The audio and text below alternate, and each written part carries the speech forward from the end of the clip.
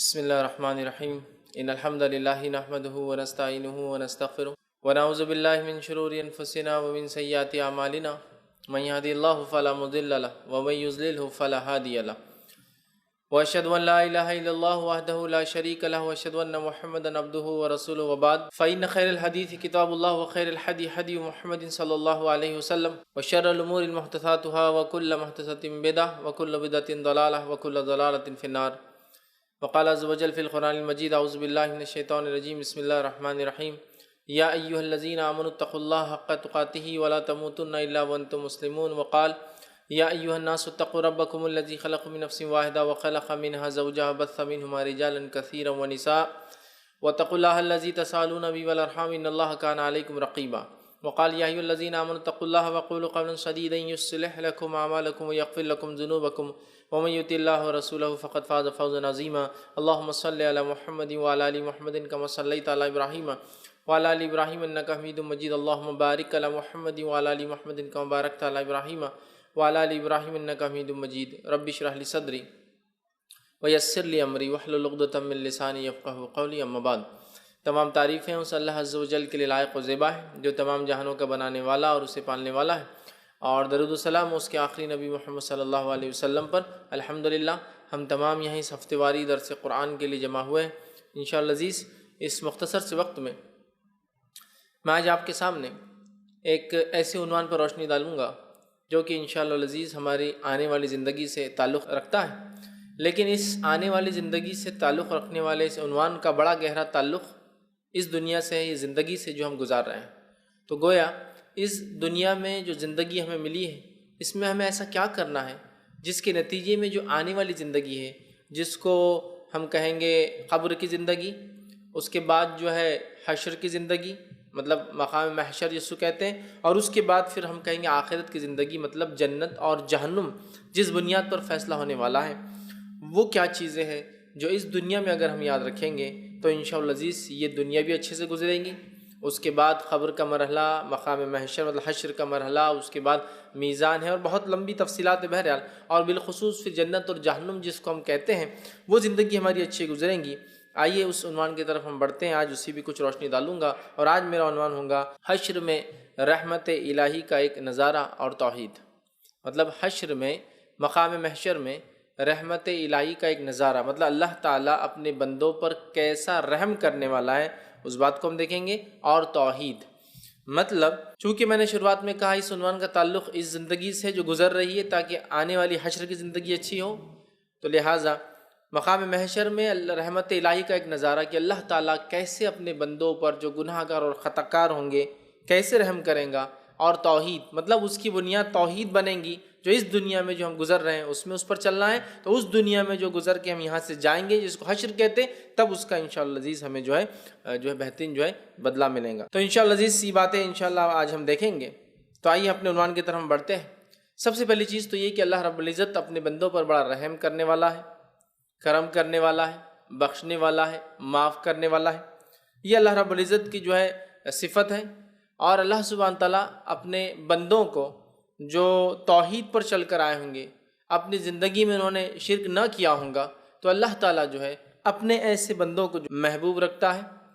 گو وہ خطا کار تھے، گناہ گار تھے، لرزشیں ان سے ہوئی تھی، لیکن پھر بھی اللہ ان کو معاف کرے گا چونکہ وہ توحید پر چل کر آئے تھے، اور کبھی نہ کبھی اللہ رب العزت کی رحمت کے وہ مستحق ہوں گے اس وجہ سے کہ دنیا میں وہ توحید پر چل کے آئے ہوں گے۔ یہ بڑی اہم چیز ہے یاد رکھیے۔ تو سب سے پہلے اللہ تعالیٰ اپنے بندوں پر کیسا رحم کرتا ہے، کیسے معاف کرتا ہے، اس کے تعلق سے دیکھتے ہیں۔ اللہ رب العزت فرماتا ہے سورہ زمر سورہ نمبر 39 اور آیت نمبر 53 اور 54 میں 53 اور 54 میں اللہ فرماتا ہے، سنیے اللہ کیا کہتا ہے، قُلْ يَا عِبَادِيَ الَّذِينَ أَسْرَفُوا عَلَىٰ أَنفُسِهِمْ لَا تَقْنَطُوا مِن رَحْمَةِ اللَّهِ، کہ کہہ دو میرے اے محمد صلی اللہ علیہ وسلم ان بندوں سے جو اپنے نفسوں پر ظلم کر چکے ہیں، زیادتی کر چکے ہیں، تجاوز کر چکے ہیں، اپنے باؤنڈریز سے آگے جا چکے ہیں، کیا کہہ دو ان سے، عَلَىٰ أَنفُسِهِمْ لَا تَقْنَطُوا مِن رَحْمَةِ اللَّهِ، اللہ کی رحمت سے مایوس مت ہو۔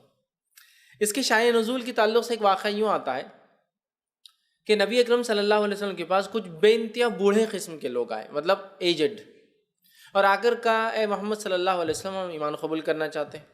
نبی اکرم صلی اللہ علیہ وسلم نے کہا ٹھیک ہے، ایمان قبول کرنے کے لیے تمہیں یہی گواہی دینا ہوگی۔ جب انہوں نے آپ صلی اللہ علیہ وسلم یہ فرمایا تو ان لوگوں نے کہا کہ کیا ہم کو اسلام کچھ فائدہ پہنچائیں گا؟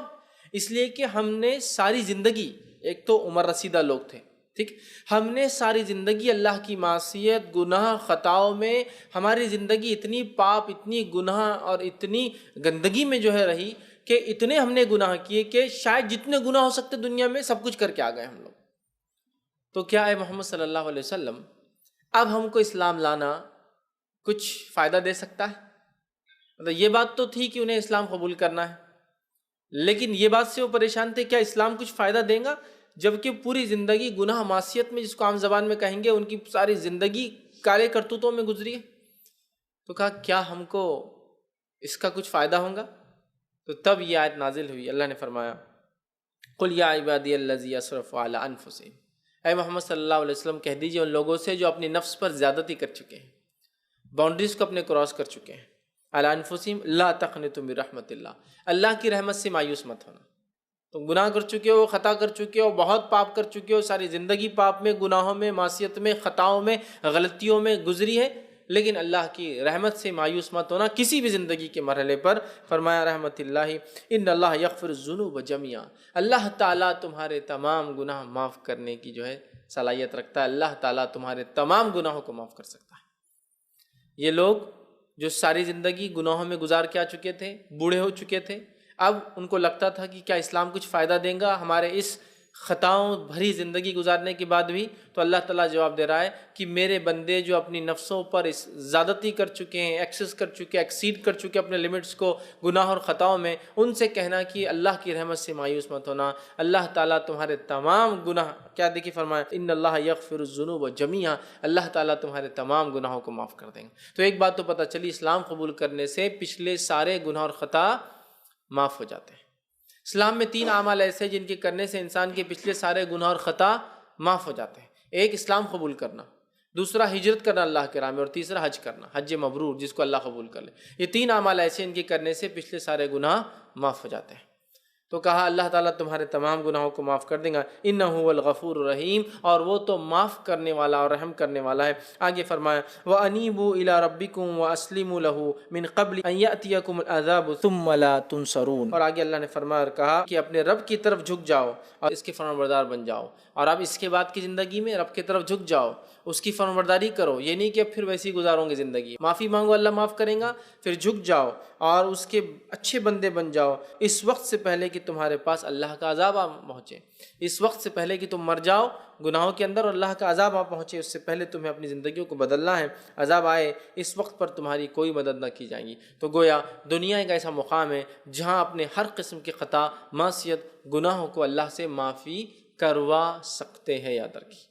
لیکن ایک بار آنکھ بند ہو گئی، دنیا سے ہم رخصت ہو گئے، چلے گئے، تو اس کے بعد معافی والا فیض بند ہو جاتا ہے، اس بات کو ہم ذہن نشین کر لے، یاد رکھیے، بند ہو جاتا ہے۔ تو لہٰذا جو کچھ کرنا ہے اسی دنیا میں کرنا ہے تو اللہ سے معافی مانگنا ہے۔ تو وہ لوگ جو انتہائی بوڑھے ہو چکے تھے، زندگیوں کو بہت ہی کالی کرتوتوں میں گزار کے آئے تھے، اسلام جب قبول کیا تو ایک شک کا اظہار کیا، کیا ہماری معافی ہے؟ اللہ رب العزت نے کہا میرے بندوں سے کہہ دو جو اپنی نفسوں پہ ظلم کر کے آئے، مایوس مت ہونا، اللہ تعالیٰ تو تمام گناہوں کو معاف کرتا ہے، اور لیکن اس کے بعد وہ پھر اسلام پر چلنے لگے، اللہ کے اچھے بندے بن جائے، اس کی عاجزی انکساری کرے، اس کے سامنے جھک جائے، اور اس سے پہلے کہ پھر اللہ کا عذاب مطلب موت آ جائے اور اس کے بعد پھر توبہ وغیرہ نہیں ہوں گی، عذاب آپ پہنچے اور اس دن کوئی مدد بھی نہیں کیا جائے گا۔ تو لہٰذا ہمیں جو ہے اللہ تعالیٰ سے معافی مانگنی چاہیے اس سے پہلے کہ ہماری موت آ جائے، اور اللہ تعالیٰ ہر گناہ کو معاف کر سکتا ہے، یاد رکھیے، ٹھیک ہے۔ تو لہٰذا انسان نے کبھی بھی اللہ تعالیٰ سے مایوس نہیں ہونا چاہیے کہ ہم نے اتنے گناہ کیے، بلکہ اللہ سے معافی مانگنا چاہیے۔ ہرگز میرے اس عنوان کا مقصد یہ نہیں ہے کہ گناہوں کی طرف ابھاروں تاکہ گناہ کر کے آپ معافی مانگیں، مقصد یہ کہ جو گناہ ہو چکے ہیں اس معاملے میں بے انتہا یہ حال نہ ہو جائے کہ اب گناہ ہو گیا اب کیا ہوگا بول کر زندگی سے امید چھوڑ کر اللہ سے امید نہ چھوڑ دے، بلکہ چاہے جتنے گناہ ہوئے ہو معافی کا راستہ موت آنے تک یا علامت قیامت میں سے کوئی بڑی نشانی کے ظاہر ہونے تک ہمارے پاس پورا موقع ہے کہ اپنے رب سے ہم توبہ کر لیں، معافی مانگ لیں اپنے گناہوں کی، اور ہمارا رب انشاءاللہ عزیز ہمیں معاف کر دے گا۔ ٹھیک، آگے اللہ رب العزت نے سورہ آل عمران سورہ نمبر 3 آیت نمبر 135 میں فرمایا اور کہا والذین اذا فعلوا فاحشۃ او ظلموا انفسهم ذکروا اللہ فاستغفروا لذنوبہم۔ اللہ فرماتا اور کہتا ہے، مومنوں کی ایک صفت بیان کی جا رہی ہے، والذین اذا فعلوا فاحشۃ، وہ لوگ جو اللہ کے نیک بندے ہوتے ہیں جب ان سے کوئی فحش یا برا کام سرزد ہو جاتا ہے، ٹھیک، اس لیے کہ انسان کا ایمان والا ہونا، نیک ہونا اس چیز کی دلیل نہیں کہ اس سے گناہ ہوتے ہی نہیں ہوں گے۔ سمجھے آپ بات کو؟ گناہ تو ہوتے ہیں، کسی نہ کسی درجے میں ہوتے ہیں، کچھ لوگوں کے زیادہ اور کچھ لوگوں کے کم ہوتے ہیں، لیکن کسی نہ کسی درجے میں انسان ہونے کے ناطے ہم گناہ کرتے ہی ہیں۔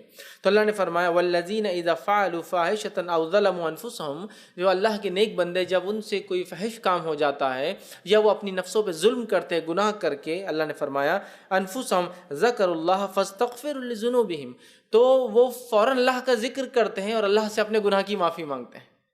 تو یہ صفت ہمیں اپنے اندر ڈالنا چاہیے موت سے پہلے، کیا کہ جیسے ہی ہم سے گناہ ہو، خطا ہو، معصیت ہو، فوراً کیا کرنا چاہیے؟ ہمیں اللہ تعالیٰ سے ایک تو اللہ کا ذکر کرنا چاہیے اور دوسرا اللہ تعالیٰ سے اپنے گناہ کی سخت معافی مانگنا چاہیے کہ اللہ یہ خطا ہو گئی مجھ سے۔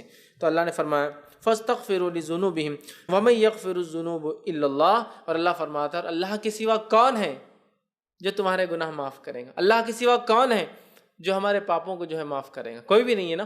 تو ظاہر سی بات ہے بندہ اللہ کے پاس رجوع کریں گا ہی نا۔ ایک غلط فہمی جو امت مسلمہ میں یہ پھیلا دی گئی ہے وہ یہ ہے کہ جب بندہ گناہ کرتا تو اللہ قبول نہیں کرتا ہے، جبکہ پہلی آیت اور دوسری آیت جو میں آپ کے سامنے رکھ رہا ہوں دونوں میں گناہ گاروں کا تذکرہ اور گناہ کے بعد اللہ کی معافی کا، اور اللہ ان کی سنتا ہے کہ تو اللہ نے تو یہاں فرما دیا پھر اللہ کے علاوہ کون ہے جو تمہارے گناہ معاف کرے گا؟ اور جب اللہ گناہ معاف کرے گا تو ہماری پکار کے بعد کرے گا، تو ظاہر سی بات ہے پکار دعا ہوتی ہے۔ جب گنہگار بندہ دعا کریں گا اللہ مجھے معاف کر، تو اس کا رب اسے معاف کرتا ہے۔ اس کا مطلب اللہ تعالیٰ گناہ گار کی بھی سنتا ہے، بلکہ میں تو کبھی کبھار کہتا ہوں گناہ گار کی پہلے سنتا ہے، اس لیے کہ وہ اپنے رب کی طرف رجوع کرنا چاہتا ہے۔ ایک مثال دیتا ہوں، ایک والدین ہیں، ان کے کئی اولاد ہیں، کئی بچے ہیں، سارے کے سارے نیک ہیں، لیکن ایک ہے جو بدماش ہے، ایک ہے جو حد سے زیادہ تجاوز کرتا ہے۔ تو سارے چونکہ نیکوکار ہیں، ان کی کسی اچھی بات پر والدین کو اتنی خوشی نہیں ہوتی ہے جتنی وہ خطا کار اور گناہ گار بچہ جب اچھائی کرتا ہے تو والدین خوش ہوتے ہیں اس سے، ہے نا؟ اس لیے کہ یہ تھوڑا سا راستے سے ہٹ کر ہے، اگر یہ کچھ اچھا کر رہا تو بڑی خوشی ہوتی ہے ان کو، ہے نا؟ تو اللہ تعالیٰ بھی اپنے گناہ گار بندوں کو معاف کرتا ہے، اس لیے کہ اللہ کے علاوہ کون ہے جو ہمارے گناہ معاف کریں گے؟ تو اللہ نے فرمایا وَمَن يَغْفِرُ الذُّنُوبَ إِلَّا اللَّهُ، اور اللہ کے سوا کون ہمارے گناہوں کو معاف کریں گا؟ الا اللہ ولم یصروا علی ما فعلوا وهم یعلمون، اور وہ اپنے اس کیے پر اڑے ہوئے نہیں ہوتے ہیں غلطی کر کے، بلکہ وہ جانتے ہیں جو فیل کیا غلط ہے اور اس پہ وہ معافی مانگتے ہیں۔ اس لیے کہ جب کوئی آدمی گناہ پہ اڑ جاتا ہے تو اللہ تعالیٰ پھر اس کو معاف نہیں کرتا ہے، یاد رکھیں، ٹھیک ہے؟ تو یہاں بھی دیکھیے اللہ نے فرمایا کہ جب انسان گناہ کرتا ہے، خطا کرتا ہے، معصیت کرتا ہے، تو وہ اللہ سے کیا کرے؟ توبہ کرے، اور سب سے پہلا کام کیا کرے؟ جب گناہ ہو جائے تو اللہ کا ذکر، اور اس کے بعد ذکر کرنے کے بعد اللہ سے سخت توبہ کرے۔ اللہ کے ذکر میں اللہ کی حمد و ثنا ہے، تلاوت قرآن ہے، نماز کا پڑھنا ہے، ٹھیک ہے؟ اور اس کے بعد وہ اللہ سے معافی مانگتے ہیں، اور اللہ کے سوا کون ہے جو ہمارے گناہوں کو معاف کرے؟ اللہ ہی ہمارے گناہوں کو معاف کرتا ہے، یہ اس کا معنی ہے، ٹھیک ہے؟ تو یہ بات تھی کہ دنیا میں اللہ تعالیٰ ہمیں معاف کرتا ہے، ہر گناہ کو معاف کرتا ہے، ٹھیک ہے؟ اب یہ ہوا کہ انسان نے گناہ اور خطائیں کی اور دنیا سے اب چلا گیا، جانے کے بعد وہاں کیا ہونے والا ہے؟ مقام محشر میں اللہ کیسے رحم کریں گا؟ تو آج کا میرا عنوان جو تھا مقام محشر، مطلب حشر میں اللہ تعالیٰ کی جو ہے رحمت اور کرم جو اللہ کریں گا، اس ایک منظر کو ہم اس میں سے دیکھیں گے، اور توحید اس کی اہمیت اس میں کیا ہے وہ بھی میں رکھوں گا۔ تو محشر میں رحمت الہی کا ایک نظارہ اور توحید آج میرا عنوان ہے۔ تو آئیے، یہ تو تھا دنیا میں اللہ ہر گناہ گار کے گناہوں کو معاف کرتا ہے اگر وہ اپنے رب سے توبہ کرتا ہے، رجوع کرتا ہے، معافی مانگتا ہے تو اللہ تعالیٰ معاف کرتا ہے۔ آئیے اللہ تعالیٰ مقام محشر میں بھی، روز حشر جس کو کہتے ہیں، جس دن حساب اور کتاب ہوں گا، سزا اور جزا ہوں گی، بینیفٹ جس نے جو کیا اس کو بدلہ ملیں گا، گناہ گاروں کو اس کے گناہ کی سزا ملیں گی، اس روز اللہ تعالیٰ اپنے بندوں پر کیسے رحم کریں گا، اور اس رحم کے لیے جو وجہ اور بیس بنے گا وہ توحید ہے۔ اس لیے میں نے کہا کہ حشر میں رحمت الہی کا ایک منظر اور توحید ہے۔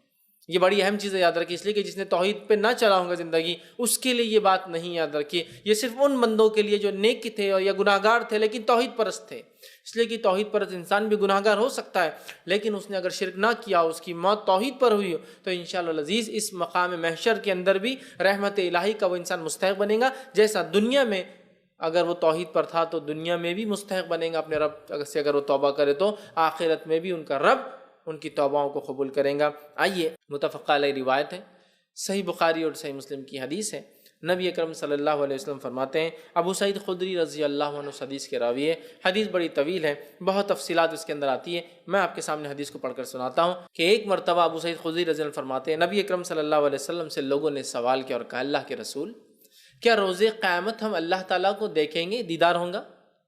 کیا ہم روز قیامت اللہ تعالیٰ کا دیدار کریں گے یا نہیں ہوگا؟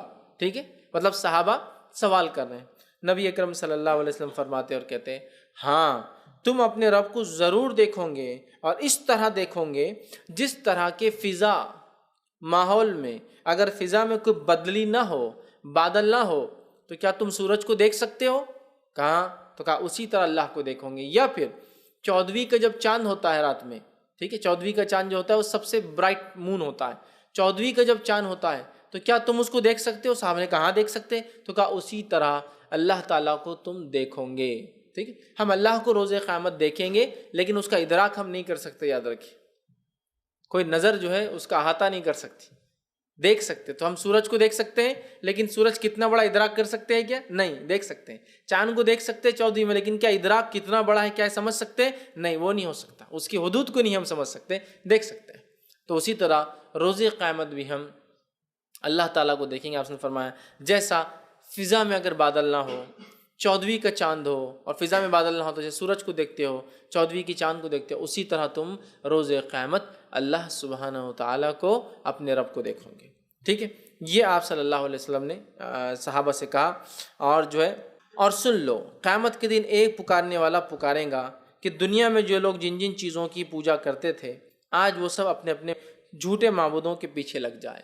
پھر مقام محشر میں، مطلب صحابہ کا سوال تو ایک تھا، نبی اکرم صلی اللہ علیہ وسلم آگے بڑھ رہے ہیں اس سے، پھر ہوگا یہ مقام محشر میں تم اللہ کو دیکھو گے جیسے آسمان اگر صاف ہو، دن میں سورج کو دیکھ لیتے ہو، اور 14ویں کا چاند ہو تو تم رات میں جو ہے چاند کو دیکھ لیتے ہو، اسی طرح اپنے رب کو دیکھو گے۔ اور پھر مقام محشر میں ایک منادی، آواز دی جائیں گی کہ جو لوگ جن جن چیزوں کی دنیا میں عبادت کرتے تھے، لگ جائیے ان کے پیچھے، ان جھوٹے معبودوں کے پیچھے، اور سارے لوگ جو اپنے جھوٹے معبودوں کے پیچھے لگ جائیں گے، بلکہ اللہ سبحانہ تعالیٰ ان جھوٹے معبودوں کو پہلے اندر گرائیں گا۔ پیچھے لگ جاؤ بولے تو جب جہنم میں گریں گے تو پہلے، اور وہ جب جھوٹا معبود اندر گریں گا، ٹھیک ہے، تو یہ لوگ دیکھ کر سمجھ جائیں گے کہ آج تو یہ کچھ نہیں کر سکتا، چونکہ وہی سب سے پہلے گریں گا۔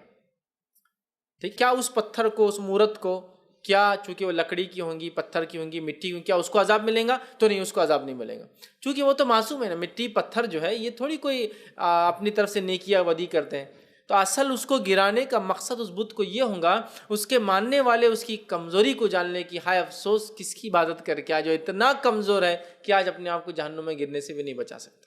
تو اعلان کیا جائے گا کہ جو لوگ جن جن چیزوں کی دنیا میں عبادت کرتے تھے اللہ کو چھوڑ کر، چلو آج لگ جاؤ ان کے پیچھے۔ اور پھر سارے ہی لوگ اپنے جھوٹے معبودان کے پیچھے، جن جن چیزوں کی وہ اللہ کے علاوہ یا اللہ کے ساتھ عبادت کرتے تھے، پھر وہ پتھر کے بت ہو، مٹی کے بت ہو، لکڑی کے بت ہو، یا وہ چیزیں جو اللہ نے قدرتی بنائی ہوئی، آگ ہے، جھاڑ ہے، پہاڑ ہے، قدرتی چیزیں اور نظارے یہ ہو، یا پھر چرند اور پرند تھے یہ ہو، یا پھر جانور تھے یہ ہو، یا پھر زندہ اور مردہ انسانوں کو بنایا تھا یہ ہو، یا پھر کسی اور چیز کو، وہ تمام چیزیں آئیں گی جن جن چیزوں کی پرستش، عبادت، جس کو ڈیٹی لوگوں نے بنا لیا تھا، معبود بنا لیا، جس سے دعائیں اور حاجتیں کرتے تھے، وہ ساری چیزیں آ جائیں گی اور لوگ ان کے پیچھے چلنے لگیں گے۔ اگر وہ لوگ معصوم ہوں گے تو ان کو سزا نہیں ملیں گی، اس لیے کہ یہ خطا کار تھے جو ان کے پیچھے لگے، لیکن اگر وہ نیچرل چیزیں ہوں گی تو ان کو بھیجا جائے گا، وہ اپنے جھوٹے معبودوں کے پیچھے چلیں گے۔ آواز دی جائیں گی جن جن چیزوں کی تم پوجا کیا کرتے تھے، آج وہ سب اپنے اپنے جھوٹے معبودوں کے پیچھے لگ جائے۔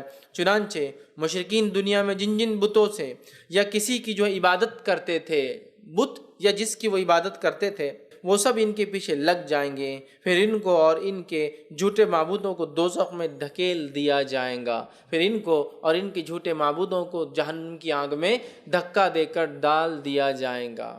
اس لیے میں نے کہا، جو میرا عنوان باندھا تھا کہ مقام محشر میں رحمت الہی کا ایک منظر اور توحید سب سے اصل ہے، چونکہ مشرک ہر قسم کا شرک جس نے کیا پہلے مرحلے میں چھٹ جا رہے ہیں۔ کیسے چھٹ جا رہے ہیں؟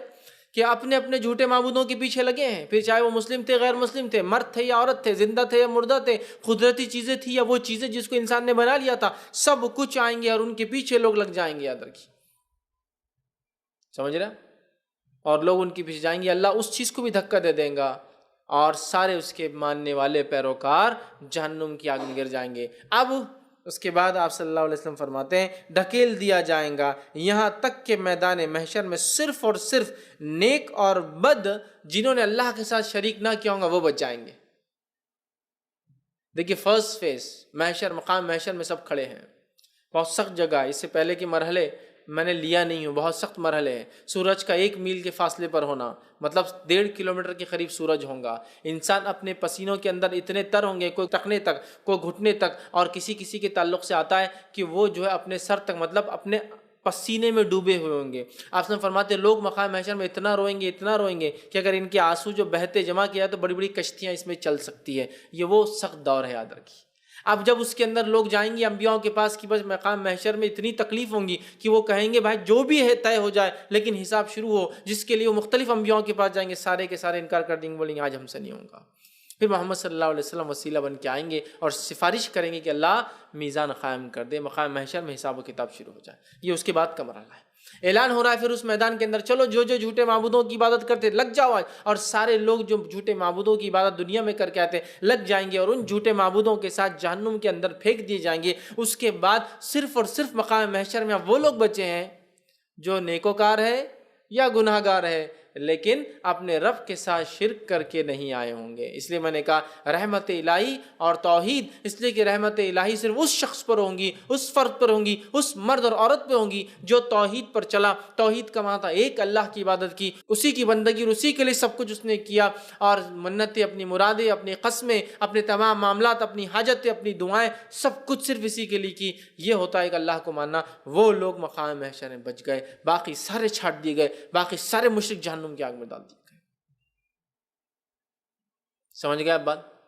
توحید بڑی اہم چیز ہے۔ اب مشرکین چلے گئے جہنم میں، اس کے بعد جو ہے اب جو کچھ بچے ہیں وہ نیک اور بد رہ جائیں گے، جنہوں نے دنیا میں اللہ کے سوا اور کسی کی عبادت نہیں کی ہوں گی وہ بچ جائیں گے۔ ان کے پاس رب العالمین خود تشریف لائیں گا، ان کے پاس اللہ تعالیٰ خود تشریف لائیں گے اور ان سے کہیں گے کہ سب لوگ اپنے جھوٹے معبودوں کے ساتھ چلے گئے، تم لوگ یہاں کیا کر رہے ہو؟ ٹھیک ہے، کیا کہیں گا اللہ تعالیٰ؟ سب لوگ اپنے معبودان باطلہ کے ساتھ چلے گئے، اب تم کس کا انتظار کرتے کھڑے مقام محشر کے اندر؟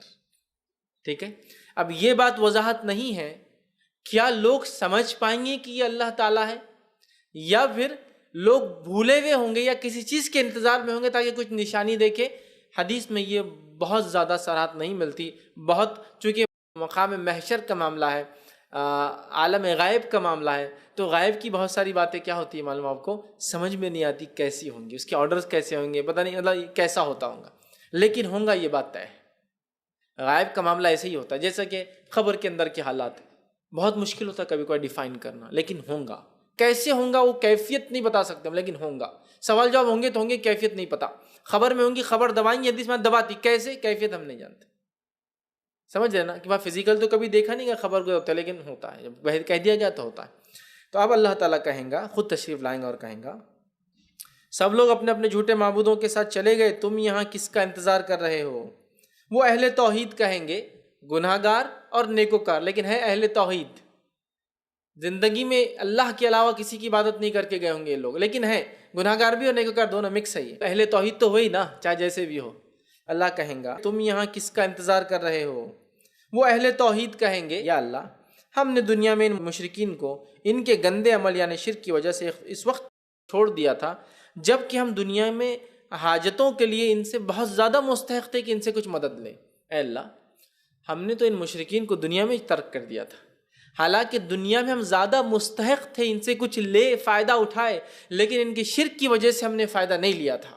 مطلب یہ ہوا کہ کسی مشرک کے پاس آپ گئے مدد کے لیے، اور وہ کہہ رہا ہے شرک پہ آ جاؤ تو میں مدد کروں گا، تو ان توحید پرستوں نے کوئی مدد ان مشرکین سے نہیں لی ہوں گی، اس بنیاد پہ کہ وہ مشرک ان کی مدد اس بنیاد پہ کر رہا تھا کہ ان کو شرک کی طرف دعوت دے رہا۔ تو وہ کہیں گے اے اللہ دنیا ہم زیادہ مستحق تھے، لیکن کبھی مستحق ہونے کے باوجود ہم نے ان مشرکین سے دنیا میں مدد نہیں لی، تو آج کہاں سے ہم ان کے لیے کچھ کریں گے؟ آج کیا ان سے امید ہوگی ہم کو؟ تو حاجتوں کے لیے ان سے بہت ضرورت مند بھی تھے، پھر بھی ہم نے ان کے مشرک ہونے کی وجہ سے ان کی صحبت کو ترک کر دیا، پھر بھی ان کے مشرک ہونے کی وجہ سے ان کی صحبت کو، ان کے ساتھ رہنے کو ہم نے ترک کر دیا۔ اب تو یہی ہماری جگہ ہے جب تک ہمارا معبود خود یہاں نہ آ جائے۔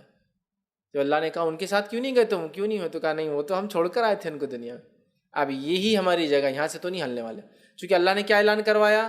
جو جس کی عبادت کرتے تھے وہ آ جائے، وہ آ گئے، جو ان کی عبادت کرتے کے پیچھے لگ جائے، لگ گئے اللہ کے علاوہ، وہ جہنم میں گر گئے، یہ بھی گر گئے۔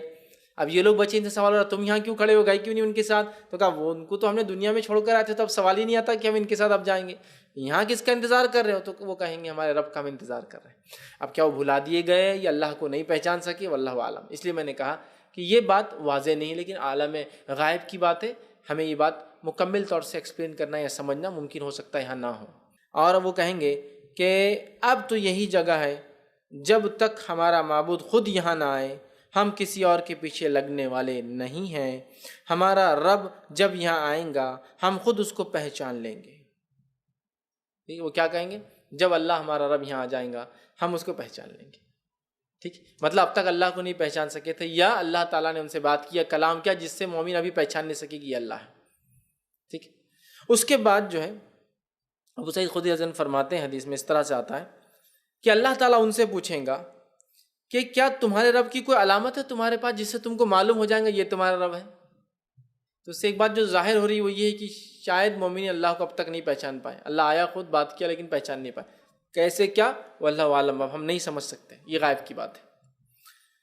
تو ابو سعید خدری فرماتے ہیں کہ اللہ تعالیٰ پوچھیں گا کہ تم جو اللہ کے لیے، تمہارے رب کے لیے یہاں کھڑے ہو، انتظار کر رہے ہو، ان کے پیچھے نہیں گئے، تو کیا کوئی علامت ہے جس سے تم کو معلوم ہو جائے گا کہ یہ تمہارا رب ہے، اللہ تعالیٰ ہے، جس سے تم اسے پہچان لو گے؟ وہ کہیں گے ہاں بے شک ہمارا رب نے قرآن میں فرمایا تھا، قرآن نے فرمایا تھا، اور سورہ قلم کی یہ آیت میں اللہ نے فرمایا تھا یوم یکشف عن ساق ویدعون الی السجود، کہ اللہ فرماتا ہے جو آیت ہے، اور اس دن جو ہے پنڈلی ظاہر کی جائیں گی اور لوگ سجدے میں گر جائیں گے۔ ٹھیک، پنڈلی سمجھتے ہیں نا، ٹخنے سے اوپر کا حصہ اور گھٹنے سے نیچے کے حصے کو پنڈلی کہا جاتا ہے، اس روز پنڈلی ظاہر کی جائیں گی۔ اب اللہ تعالیٰ کو مومنین پنڈلی سے کیسے پہچانیں گے اس کی؟ واللہ عالم، چونکہ اللہ رب العزت کی ذات کے تعلق سے جو باتیں آتی ہیں، ٹھیک، اس کے چہرے وجہ کے تعلق سے، اس کی انگلیوں کے تعلق سے، اس کے قدم کے تعلق سے، اس کی پنڈلی کے تعلق سے، اس کے ید ہاتھوں کے تعلق سے، ہم لوگوں کا یہ عقیدہ ہے کہ اللہ نے جب کہا تو وہ ہے، لیکن کیسے اور کیفیت ہم کو نہیں معلوم۔ اللہ بات کرتا ہے، ٹھیک ہے بات کرتا ہے، کیفیت ہم کو نہیں معلوم۔ سمجھ رہے آپ؟ جس کے تعلق سے امام مالک کا ایک بہت ہی سنہرا گولڈن رول، جس کو ہم مان سکتے ہیں سنہرا اصول ہے، جب ان سے کہا گیا کہ استوا، اللہ نے استوا کیا، استوا مطلب بیٹھنا، ٹھیک ہے، جیسا کہ ایک بادشاہ اپنے سیاہسن پر، اپنے تخت پر بیٹھتا ہے، تو یہ کیسا کیا ہوگا اللہ تعالیٰ نے؟ تو انہوں نے کہا الاستواء معلوم، استوا کیا عربی زبان میں معلوم ہے؟ سوار ہونا، بیٹھنا، مطلب جیسا کہ ایک بادشاہ اپنے سیاہسن پہ تخت پر بیٹھتا ہے۔ الاستواء معلوم، استوا تو معلوم، وکیف مجہول، اللہ کے بارے میں جب آتا ہے مجہول، ہم کو اس کی کیفیت نہیں معلوم، اس کی کیفیت اللہ کیسا بیٹھیں گے ہم کو نہیں معلوم، لیکن یہ بات تو طے ہے ہر کسی کا استوا اس کی ذات اور شخصیت کے اعتبار سے ہوتا ہے۔ فقیر کا استوا الگ ہے، ایک مالدار آدمی کا استوا الگ ہے، تو رب کا بھی استوا ہے۔ الاستواء معلوم وکیف مجہول، لیکن اس کی کیفیت ہمیں نہیں، وایمان بہ واجب، اور اس پر ایمان لانا واجب ہے، چونکہ اللہ نے کہہ دیا وسؤال عنہ بدعت، اور اس پر سوال کرنا بدعت ہے، اس لیے کہ صحابہ نے کبھی نہیں کیا، کیسا ہوگا؟ تو یہاں پنڈلی ظاہر ہوگی، تو اللہ کو قدم ہے، اللہ کی انگلیاں روایت میں آتا ہے، اسی طرح پنڈلی کا بھی لفظ آتا ہے، تو پنڈلی ظاہر کی جائے، وہ کہیں گے ہم اپنے رب کو اس کی پنڈلی سے پہچان لیں گے۔ پنڈلی سمجھتے ہیں نا، ٹخنے سے اوپر والا حصہ اور گھٹنے سے نیچے والے حصے کو شن جس کو کہتے ہیں، پچھلا حصہ جو ہوتا ہے اس کو کہتے ہیں پنڈلی۔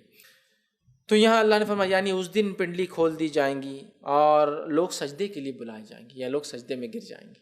تو وہ کہیں گے ہاں ہم کو معلوم ہمارا رب کیسا ہے، ہم اس کو اس کی پنڈلی سے پہچان لیں گے، ٹھیک ہے۔ یعنی اس دن جو پھر یہ ہوگا تو فوراً اللہ رب العزت جو ہے اپنی پنڈلی کو کھول دیں گا، مطلب اب تک مومنوں نے اللہ کو نہیں پہچانا ہوگا، جبکہ سارے معبودان باطل کے پیچھے لوگ جہنم میں گر چکے ہیں۔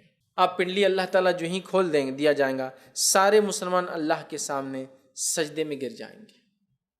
جیسی پنڈلی ظاہر ہوں گی اپنے رب کو مسلمان پہچان لیں گے اور سجدے میں گر جائیں گے، ٹھیک ہے۔ سجدے میں گر جائیں گے جو دنیا میں خلوص کے ساتھ اللہ کو سجدہ کیا کرتے تھے اور جو محض دکھاوے کے لیے کرتے تھے، دونوں کے سجدے میں فرق یہ ہوگا، جو خلوص سے دل سے اللہ کو دنیا میں سجدہ کرتے تھے وہ سجدے میں گر جائیں گے، اور جو خلوص سے دل سے نہیں کرتے جس کو کہیں گے منافق تھے، ٹھیک ہے، یا سجدہ بس یوں بس اٹھے چھوٹے کر دیتے تھے، ان کا حال یہ ہوگا کہ وہ اپنے ایک طرف بازو میں گر جائیں گے لیکن نیچے سامنے سر نہیں جھکا پائیں گے۔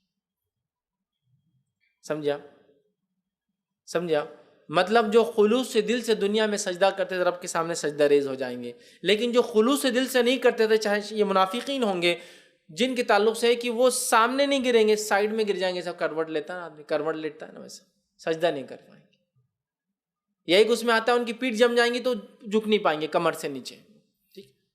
تو مومن اپنے رب کو پہچان کے سجدے میں گر جائیں گے، جو خلوص سے دل سے دنیا میں سجدہ نہیں کرتے تھے وہ آڑے گر جائیں گے۔ اس سے ایک بات وہ پتہ چلی، ہم سجدہ عموماً نماز میں کرتے ہیں، ہے نا، نماز سے ہٹ کر تو کوئی سجدہ نہیں سوائے سجدہ شکر کے علاوہ اور سجدہ تلاوت، یہی ہے نا 3 سجدے، شکر اور تلاوت اور یہ سجدہ۔ تو خلوص سے دل سے سارے سجدے کرنا چاہیے۔ تو پتہ چلا نماز کو اخلاص سے پڑھنے کا، خشوع اور خضوع پڑھنے کا فائدہ یہ بھی ہے کہ اللہ کے سامنے سجدہ کر پائیں گے۔ اب جو نہیں پڑھتے وہ کیا ہوں گا وہ آپ اندازہ لگا سکتے ہیں، اور جو پڑھتے صحیح نہیں پڑھتے ان کا کیا ہوں گا اندازہ لگا سکتے ہیں۔ خلوص سے دل سے جو دنیا میں سجدہ کرتا رہا وہ رب کے سامنے سجدے میں گر جائیں گا، جو خلوص سے دل سے نہیں کرتا وہ سائڈ میں گر جائیں گا، سجدہ نہیں کر پائے گا، ٹھیک۔ سجدہ کرنا چاہیں گا مگر وہ کروٹ کے بل آندھے منہ گر جائیں گے اور سجدہ نہیں کر سکیں گے، ٹھیک ہے۔ اس کے بعد نبی اکرم صلی اللہ علیہ وسلم نے فرمایا کہا پھر دوزخ پر پل صراط لگا دیا جائے گا، جہنم کے اوپر پل صراط مطلب وہ برج لگا دیا جائے گا، جس کے تعلق حدیث میں بال سے زیادہ باریک ہے، تلوار سے زیادہ دھاردار ہے، اور اس کے دونوں جانب حکس ہے، حکس، جس میں جب انسان لگتا ہے تو ایک اعضا کاٹ دیتا ہے، ایک حکم پھنستے ایک اعضا کٹ کے گر جاتا ہے جہنم کے اندر، مطلب ایک طرف گرا ایک گناہ کی وجہ سے تو ایک حکم اٹکا، ایک اعضا گر گیا جھڑ کے، دوسری طرف گرا دوسرا حکم اٹکا دوسرا اعضا جھڑ گیا، تو ایسے اعضا جھڑتے جائیں گے لوگوں کے جو گناہ گار ہوں۔ تو پل صراط لگا دیا جائے گا جہنم کے اوپر، اور شفاعت کا دروازہ کھول دیا جائے گا۔ شفاعت سمجھتے ہیں آپ؟ سفارش کا دروازہ کھول دیا جائے گا، لیکن جو لوگ سفارش کے امیدوار ہیں وہ غور سے سنیں، سفارش صرف توحید پرستوں کی ہو رہی ہے، اس میں کوئی بھی غیر توحید پرست نہیں، اس لیے کہ باقی سب پہلے چھٹ چکے ہیں۔ بہت سے لوگ غلط فہمی بھی ہے نا، انبیاءوں کو، فرشتوں کو، شہداؤں کو، ولیوں کو پوچھ کر آئیں گے اور پھر سوچیں گے ہم جو ہے شفاعت کے مستحق ہوں گے، وہ تو پہلے ہی چھٹ گئے، سارے جو غیر اللہ کی عبادت کر کے آئے پہلے ہی چھٹ گئے فرسٹ فیز میں۔ یہاں تو سفارش کا دروازہ صرف ان پر کھلا جو نیک اور بد لیکن توحید پر تھے، یہاں سفارش کا دروازہ صرف توحید پرستوں پہ کھلا جو نیک تھے یا بد تھے لیکن توحید پر تھے۔ پہلے تو معبودوں کی عبادت کرنے والے سب چھٹ کے آ گئے، تو جو لوگ امید میں ہے نا اس کا دامن پکڑ کے جائیں گے، اس کا دامن تو سوال ہی نہیں آتا، اگر اللہ کی عبادت نہیں کر کے خالص تو وہ تو چھٹ گئے پہلے ہی، کہیں یہاں سفارش کے اندر پارٹ میں آنے ہی والے نہیں ہیں، وہاں تک پہنچنا ہی نہیں ہے انہوں نے۔ اب جو ہے جہنم پیش کی گئی، پل لگا دیا گیا، سفارش کا دروازہ اللہ تعالیٰ کھول دیں گا، شفاعت کا دروازہ کھول دیا جائے گا، اور ہیبت ناک حالات کو دیکھ کر انبیاء کرام پکار اٹھیں گے، نفسی نفسی، اللہ مجھے بچا لے، اللہ مجھے بچا لے۔ اس پل صراط جہنم کی کیفیت دیکھ کے انبیاء کیا کہیں گے؟ اے اللہ مجھے بچا لے، اللہ مجھے بچا لے، باقی کسی کی فکر نہیں آج ان کو۔ نفسی نفسی، اللہ میں مجھے بچا لے۔ صرف محمد صلی اللہ علیہ وسلم واحد شخصیت ہوں گی جو اپنی امت کے بارے میں ذکر کریں، کوئی نہیں کرے گا، کہ تو وہ حالت ہی ویسی ہوں گی۔ اب بہت سارے لوگ ہمارے پیر صاحب آ جائیں گے، ہمارے یہ آ جائیں گے، کتنی فالتو اور گھٹیا بات ہے۔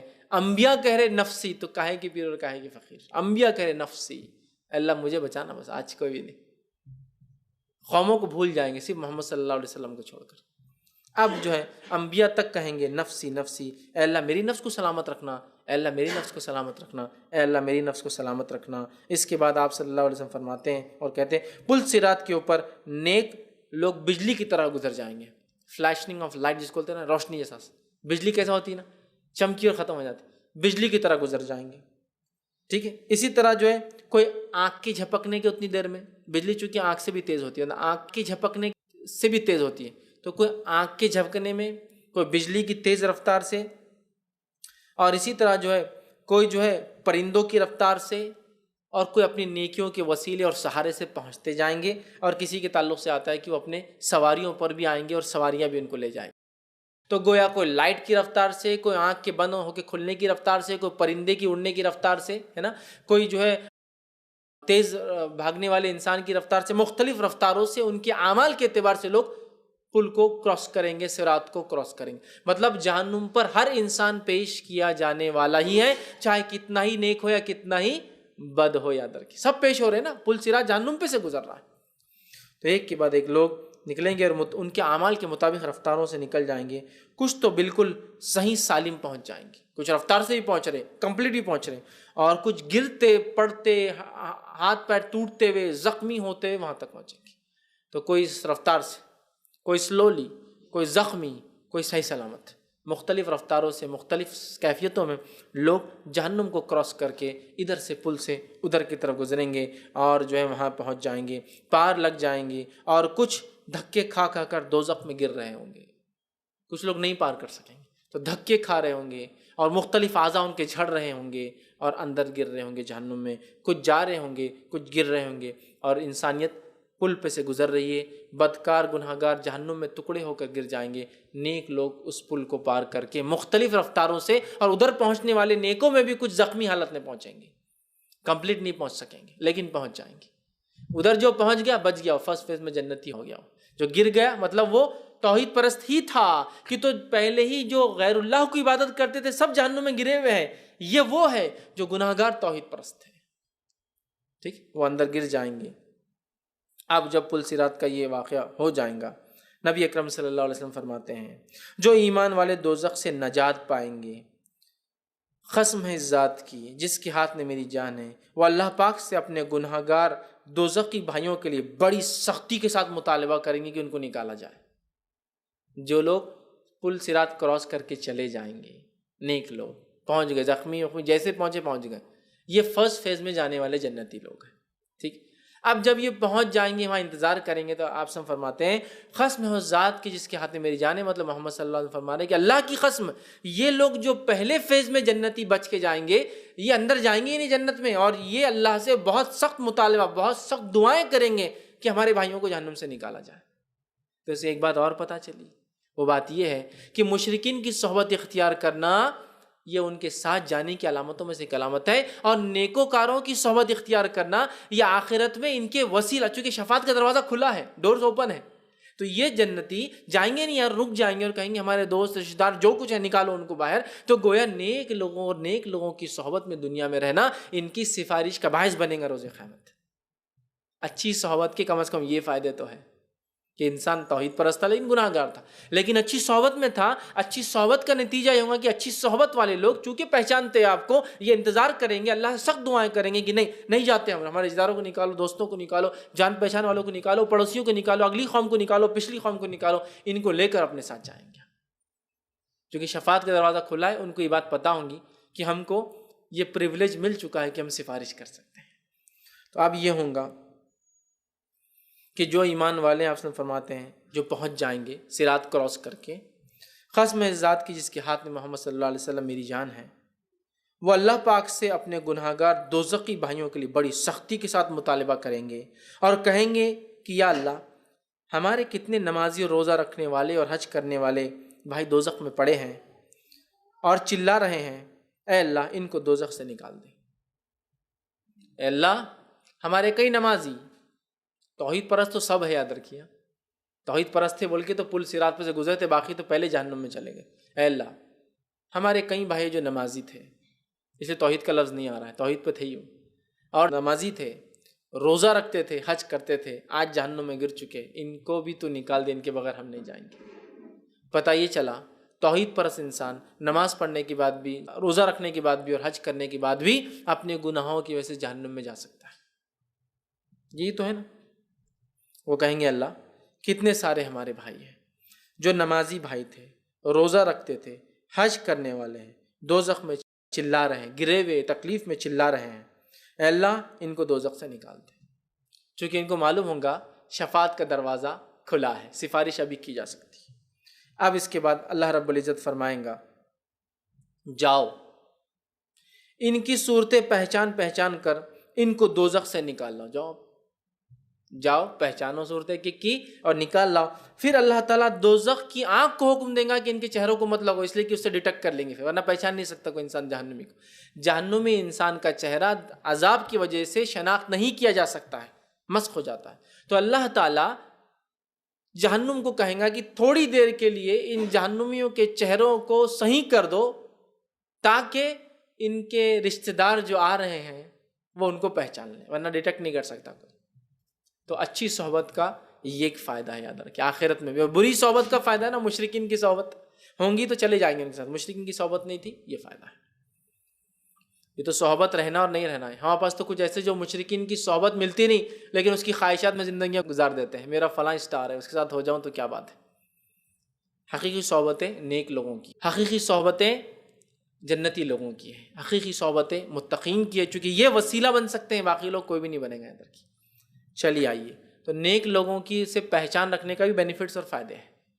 تو وہ جو ہے اللہ کہیں گا کہ جہنم کو کہ ان کے صورتوں کو عذاب نہ دیا جائے تاکہ ان کے دوست احباب رشتہ دار پہچان لیں، ٹھیک ہے۔ پھر جاؤں گے ان کی صورتیں پہچان کر تم ان کو دوزخ سے نکال لاؤ، ان کی شکلیں اب دوزخ کی آگ ان پر حرام کر دی جائیں گی، اس لیے ان کے چہرے صحیح اور سالم ہو جائیں گے، اور جنتی ان کو دیکھ کر سب کو دوزخ سے نکال کر جنت میں لے جائیں گے، اور بہت کثیر مخلوق نکل کر اس فیز میں جہنم سے آغاز ہو جائیں گی۔ پہلے تو جنتی ابھی گئے نہیں ہیں، لیکن ایک بات یہاں غور سے آپ سنیں، وہ یہ ہے محشر کا ایک دن دنیا کے اعتبار سے 50,000 ایئرس کا ہوتا ہے۔ محشر کا ایک دن دنیا کی گنتی کے حساب سے کتنے سال کا ہوتا ہے؟ 50,000 سال کا۔ تو آپ اس بات کو ذہن میں رکھیں کہ کوئی آدمی اگر صراط پر فرسٹ فیز میں اندر گرا ہے، اور اگر یہ بات ہو رہی ہے فائنل ڈے ختم ہونے کے بعد کی، تو اگر ڈے 1 بھی اگر جہنم میں رہا تو کتنے سال جلیں گا؟ 50,000 ایئرس۔ اس بات کو مذاق میں نہ لیں، چونکہ مغفرت کی بات کر رہا ہوں تو کتنا آسان فیز دکھ رہا ہے نا، یوں گئے یہ پل پہ سے کراس ہوئے، ہم اندر گرے، اللہ رحم کرے، اور کسی نے آ کے بولا وسیلہ بن جاؤ یہ کرو۔ اتنا آسان نہیں ہے، اللہ حفاظت کرے ہماری، اتنا آسان فیز نہیں ہے۔ اگر ایک دن کا ہی فیز ہے تو 50,000 ایئرس کا فیز ہے۔ اگر ڈے 1 میں پورا کور ہو کے یہ لوگ ادھر جائیں گے اور پھر مطالبہ کریں گے، تب تک بھی آپ اندازہ لگائیے دنیا کے اندر چھوٹی موٹی سردی اور گرمی اور بارش ہے جو 60-70 سال ہم کو برداشت کرنا پڑتی ہے، ان موسم کی تبدیلی، ہوا کی تبدیلی ہمارے جسم کی کھال کو کس طریقے سے تکلیف دیتی ہے۔ گرمی میں جل جا رہی ہے، سردی میں تڑپ جا رہی ہے، بارش میں اس میں کھجلی ہو جا رہی ہے، اور اس میں مختلف بیماریاں ہو جا رہی ہیں۔ 50,000 ایئرس آگ مذاق نہیں ہے۔ میں اس لیے کہہ رہا ہوں چونکہ حدیث میں تو بہت سراسر 1 2 3 ایسا فیز لگ رہا ہے، یہ فیز اتنے آسان اور اتنے کم وقفے کے نہیں کہ یوں ہو جا رہے ہیں، لیکن ہمیشہ کے جلنے کے مقابلے میں تو یہ نعمت ہے۔ ہمیشہ جو جہنم میں جلیں گے ہر دن 50,000 سال کا لا تعداد جلیں گے، اس کے مقابلے میں کچھ نہیں، لیکن غور تو کیجئے 50,000 ایئرس، سبحان اللہ، 50,000 سال۔ کوئی یہ غلط فہمی میں نہ آئے کہ اب تو گناہ کا ہم کو موقع مل گیا نا، دیکھو وہ نیک لوگ تو کرنے والے سفارش، اب میں تو نبی کی خاندان سے، تو میرے خاندان میں تو انبیاء آئیں گے وہ کریں گے۔ یہ غلط فہمی مت رہی۔ تو بہرحال وہ نکالیں گے اور ایک کثیر تعداد جہنم کے لے کے چلے جائیں گے، ٹھیک ہے۔ آگے آتا ہے پھر کہیں گے یا اللہ جن کے لیے تیرا حکم ہوا ہے ہم ان سب کو دوزخ سے نکالنا ہے، وہ کہیں گے اللہ تو نے جس کا حکم دیا تھا تو اللہ ہی بتائیں گا کس کو نکالنا ہے، پہچانیں گے یہ، لیکن اللہ بولیں گا ان کو پہچانو اور نکال کے لاؤ۔ تو پھر سفارش کیوں؟ سفارش کا مقصد اللہ کی ہی معافی ہوں گی، تو پھر اللہ لوگوں سے کیوں کروائیں گا؟ اللہ لوگوں کے مقامات بتانے ان سے سفارش کروانے لگائیں گا، ورنہ اللہ کے فیصلے کے بغیر کسی کی سفارش بھی نہیں ہوگی۔ اللہ سفارش لوگوں کی اس لیے کروائیں گا کہ ان جہنمیوں کو، ان جنتیوں کا مقام بتائے، لیکن سفارش اسی کی کروائیں گا جس کو اللہ خود طے کر چکا ہے معاف کرنا۔ یہ بات یاد رکھ لیجئے. تو آپ سمجھیں گے پیر فقیر ولی یہ طے کرے گا کس کو نکالنا. نہیں، اللہ طے کر چکا ہے 50,000 کو چھوڑنا ہے.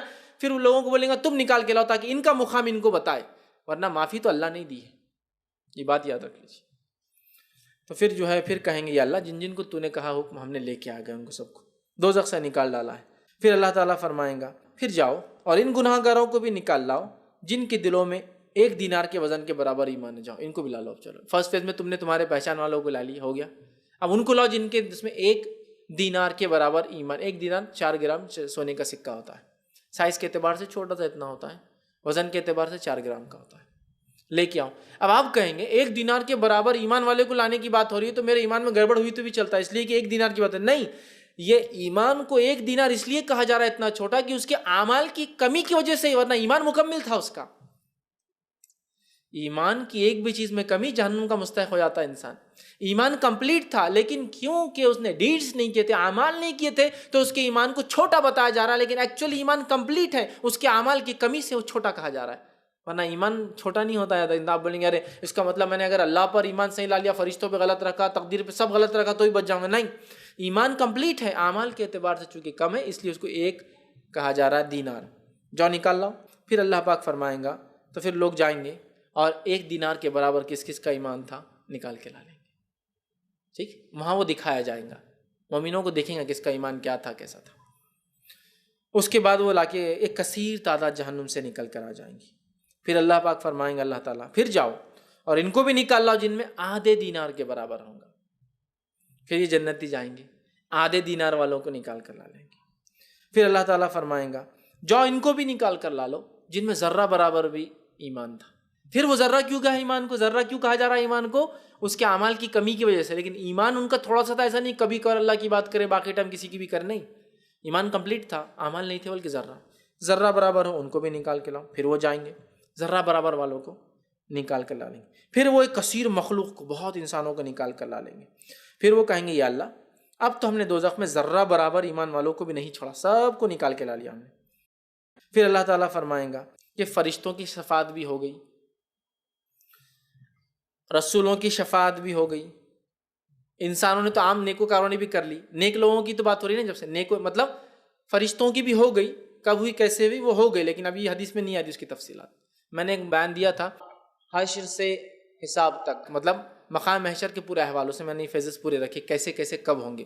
بہرحال یہاں نہیں ہوں، یہاں نیک لوگوں کی صحبت کا بھی بتایا جا رہا اور توحید کی اہمیت آ رہی. اب اللہ تعالیٰ جو ہے کہیں گا اب فرشتوں کی شفاعت بھی ہو گئی، رسولوں کی بھی ہو گئی اور عام لوگوں نے بھی کر لی. اب کس کی شفاعت باقی ہے صرف؟ تو اللہ تعالیٰ کہیں گا اب صرف میری شفاعت باقی. میں نے کسی کی نہیں کیا نا اب تک، سب نے سب کی کر لی.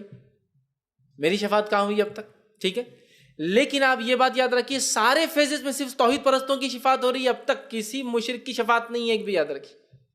سارے توحید پرست کے لیول مطلب سب توحید پر تھے لیکن گناہ گار تھے، اس لیے جہنم میں گر رہے اور نکالے جا رہے ہیں. کوئی بھی مشرک کی شفاعت نہیں ہو سکتی، بات طے کر کے رکھ لیجیے آپ.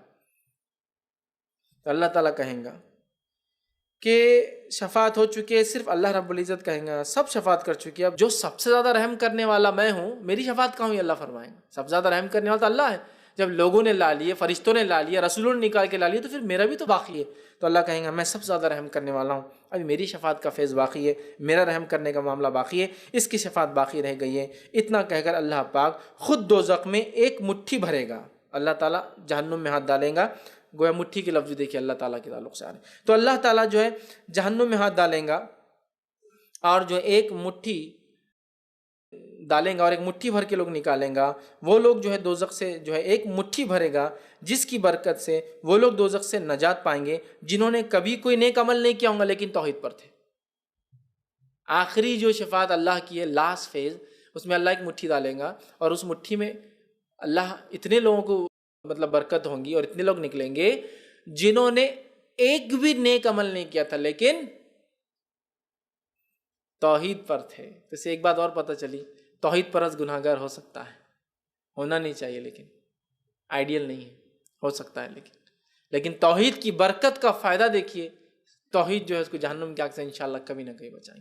لیکن یہ توحید کی برکت پہ زام بھر کر نیکی نہ کرنا، یہ ایسا گناہ ہے کہ یہ جہنم ہم پر واجب کر دے گا. آپ کو ایک سزا کے طور پہ بولی جا رہا ہے جہنم میں جلو گے اور آپ کہیں گے چھوڑنا تو ہے توحید کے اللہ آپ نے، تو اللہ پر کوئی حکم نہیں ہے، اللہ پر کوئی جبر نہیں ہے. سمجھ رہے ہیں آپ؟ تو اللہ ڈالیں گا مٹھی اور اتنے لوگ آ جائیں گے جنہوں نے کبھی نیکی نہیں کی ہوں گے لیکن توحید پر تھے، سارے نکل جائیں، لاسٹ فیز میں سارے توحید پرست نکلیں گے، اللہ تعالیٰ نکالیں گا۔ نکالنے کے بعد دوزخ سے نجات دیں گے جنہوں نے کبھی کوئی نیک عمل نہیں کیا ہوں گا، وہ دوزخ میں جل بھون کر کوئلے جیسے بن چکے ہوں گے، اللہ نکالیں گا اور ان کو ایک نہر میں اٹھا کر ڈال دیں گا۔ اس نہر کو جنتی لوگ جو ہے نہر حیات کہیں گے، زندگی کی نہر۔ ایک نہر ہوں گی، اس میں پوروں کو اٹھا کے ڈالیں گا جو کالے کوئلہ ہو چکے ہوں گے، اندر چھوڑ دیں گا۔ جب وہ اندر جائیں گے تو ایسے تر و تازہ ہوں گے جس طرح سے ایک بیج کو زمین میں ڈالنے کے بعد اگتا ہے، ویسے پھر سے اگیں گے، وہ پورے جلے ہوئے ہوں گے کوئلے جیسے، پھر سے اگیں گے، اور گردن پہ ایک نشان باقی رہ جائیں گا۔ اس نشان سے جنتی لوگ ان کو پہچان لیں گے کہ یہ جہنم ہو کر رب کی سفارش کی وجہ سے آئے ہوئے لوگ ہیں، اسپیشل لوگ ہیں، فرشتوں کی سفارش سے آئے ہوئے یہ ہے، نبیوں کی سفارش سے آئے ہوئے، ولیوں کی سفارش سے آئے ہوئے، یہ اللہ کی سفارش سے نکلے ہوئے اسپیشل لوگ ہیں، سب سے آخری درجے کے لوگ ہیں، لیکن اسپیشل پرویلیج ہے، توحید پر تھے نا، نکالے گئے لاسٹ میں۔ تو ایک نشان ہوگا جس سے ایک روایت میں آتا ہے کہ جنتی لوگ ان کو کہیں گے اے جہنمی بول کر پکاریں گے، اس لیے نہیں پکاریں گے کہ ٹونٹ ماریں گے، اس لیے پکاریں گے کہ اللہ نے کیا فضل کیا تم پر، تم کو اپنے وسیلے سے اپنی شفاعت کے ذریعے نکال کے لایا ہے نا۔ تو وہ ان کو احساس دلائیں گے اور وہ اللہ کی حمد و ثنا کریں گے کہ بہت بڑا رحم ہو۔ لاسٹ پھر نکال کے اس نہر حیات میں چھوڑ دیں گے اللہ تعالیٰ، وہ کوئلے جیسے ہو چکے ہوں گے، وہ ایسے اگنے شروع ہوں گے جیسے جھاڑ دانے میں سے لگتا ہے اور بڑا ہو جاتا ہے، وہ پھر سے اگنے لگیں گے۔ ان جہنمیوں کو جو ہے ان کو ایک ایسی نہر میں ڈالا جائے گا جسے جنتی بول چال میں نہر حیات، زندگی والی نہر کہیں گے۔ اس نہر سے اس طرح زندگی پائیں گے جس طرح سے ایک جگہ میں جہاں سیلاب آتا ہے، پانی آتا ہے، اس جگہ پہ جو ہے دانہ اگتے ہیں، اس طرح جو ہے وہ دانے کے جیسا اگیں گے اور موتیوں کی طرح چمکنے لگیں گے، ایک دم چمک جائیں گے، مطلب وہ کالے تھے تو موتی جائیں۔ ان کی گردنوں میں نشانیاں ہوں گی، ان کے لیے جنتی کہا کریں گے کہ یہ خوش نصیب ہے جو اللہ رحمان اور رحیم نے آزاد کیے ہوئے بندے ہیں۔ اس نشان سے پہچان لیں تم کو اللہ نے آزاد کیا، مطلب آخری سفارش میں آزاد ہو کے آئے ہوئے تم لوگ، تو وہ اس سے ان کو پہچان لیں گے اور اللہ تعالیٰ سے ان کو کسی نیک عمل کے بغیر جنت میں داخل کر دیں گا، صرف ان کی توحید کے وجہ سے، ایک رب کو ماننے کی وجہ سے داخل کیا ہوگا۔ ان سے کہا جائے گا کہ تمہارے لیے جنت ہے جو تم دیکھ رہے ہو، اور اس کے ساتھ اس کی طرح کی اور بہت سی نعمتیں ہیں جس کا تم فائدہ اٹھا سکتے ہو۔ تو یہ وہ فیزز تھے جن فیزز کے اندر انسان جہنم سے نکل کر جنت میں جائیں گے۔ یہ وہ رحمت الہی تھی جس رحمت الہی کو مقام محشر میں لوگ فائدہ اٹھائیں گے، لیکن اس رحمت الہی سے صرف اور صرف وہی فائدہ اٹھا سکتا ہے جو اپنی ساری زندگی توحید پر گزارا ہو، ایک اللہ کی عبادت میں گزارا ہو، کبھی کسی حال میں شرک نہ کیا ہو، چاہے اس کی موت کیوں نہ آ جائے، یا اس کو جانوروں کو کھلا کیوں نہ دیا جائے، یا اس کے ٹکڑے ٹکڑے کر کے آگ میں نہ ڈال دیا جائے، یا اس کو زندہ تیل میں ڈال کے جلا دیا جائے، یا اس کو ایک دہکتی ہوئی آگ میں پھینک دیا جائے، اس کو کوئی چیز فرق نہیں پڑی تھی جس کی وجہ سے اس نے کبھی اپنی توحید میں کمی لائی تھی۔ اللہ ہم پہ رحم کرے۔ ہم اللہ تعالیٰ سے بہت ساری امیدیں کرتے ہیں کہ اللہ ہمیں جنت دے، لیکن اللہ تعالیٰ کی توحید جو سب سے بڑی بیس ہے، صرف توحید پرست پہ اللہ رحم کریں گا، ان کی شفاعت کریں گا، ان کے لیے فرشتے شفاعت کریں گے، ان کے لیے نیک لوگ شفاعت کریں گے، ان کے لیے رسول، انبیاء، صلحاء، شہداء سب سفارش کریں، لیکن ان کا ہونا توحید پرست ضروری ہے۔ اس کے بغیر کسی کی سفارش اور شفاعت کسی کے حق میں قبول نہیں ہونے والی ہے۔ تو آج ہم اتنے وہ ہے کہ تھوڑی سی بیماری آ جائے تو مختلف شرک کو اپنا شیوا بنا لیتے ہیں اور پھر امید نہیں آخرت میں جنت ملے گی۔ ارے آپ تو توحید پرست ہیں، بیمار ہو گئے تو توحید گئی ایک طرف، ابھی تو تعویذ کا سلسلہ ہے، ابھی تو یہ سلسلہ ہے، ابھی تو جھاڑ پھونک کے سلسلے چالو ہے، ابھی تو فلاں کے سلسلے چالو ہے، ابھی تو گھس کے کھانے کے، ملنے کے، چپکانے کے، لٹکانے کے اور ٹھوکنے کے سلسلے چالو ہے، اس لیے کہ یہ سب کرنا ہے نا ابھی۔ ٹھیک ہے ہم توحید پر، لیکن اب بیمار ہے نا۔ اصحاب اخدود کو یاد نہ کیا، ایک کے بعد ایک گڑھوں میں جس میں آگ دہک رہی ہے اس میں پھینکے جا رہے ہیں، اگلا گرتا ہے، پچھلا کھڑا رہ کہتا ہے توحید پر رہوں گا میں، پھینکنا ہے پھینک دو، اٹھا کے پھینک دے جاتا ہے، ایمان سے نہیں پھرتے۔ بھوکے شیروں کے سامنے ڈال دی جاتے، ایمان سے نہیں پھرتے۔ سمجھ رہے آپ؟ ان کی عزتیں لوٹ لی گئی، ان کے بچوں کو مار دیا گیا، ایمان سے نہیں پھرے، کچھ بھی ہو جائے۔ یہ نہیں کہا کہ اللہ میرے ساتھ ہونا تھا، کیا اتنی توحید پرست ہو کہ میری عزت گئی، میرے بچے گئے، نہیں، یہ نہیں سوچتے تھے وہ، ایک اللہ کو ماننے والے تھے۔ چاہے عزت جائے، چاہے اولاد سامنے قتل کر دی جائے، چاہے آگ میں ڈال دی جائے زندہ اٹھا کر، وہ فرق نہیں پڑتا ان کو، ان کی توحید میں کوئی خلل نہیں آتا ہے۔ یا زندہ ہے ان کی کھالیں نکال لی جائے ان کو فرق نہیں آتا ہے، زندہ ہے اپنے دھڑکتے ہوئے دل کو دیکھتے ہیں. معلوم آپ تعجب کریں گے زندہ آدمی کیسے اپنے دھڑکتے ہوئے دل کو دیکھیں گا. آپ نہیں جانتے رومی لوگ جب لوگ عیسیٰ علیہ السلام کی دعوت پر ایمان لائے وہ لوگوں کو لاتے جو ایمان والے، اور لانے کے بعد زندہ انسان کا سینہ چیر دیتے تھے، جس سے دل دھڑکتا ہوا رہتا، آدمی مرتا نہیں، معلوم آپ کو. اور اس کے بعد اس کی نظروں کے سامنے اس کا دل شرک اس کی کاٹ دی جاتی تھی اور مر جاتا تھا.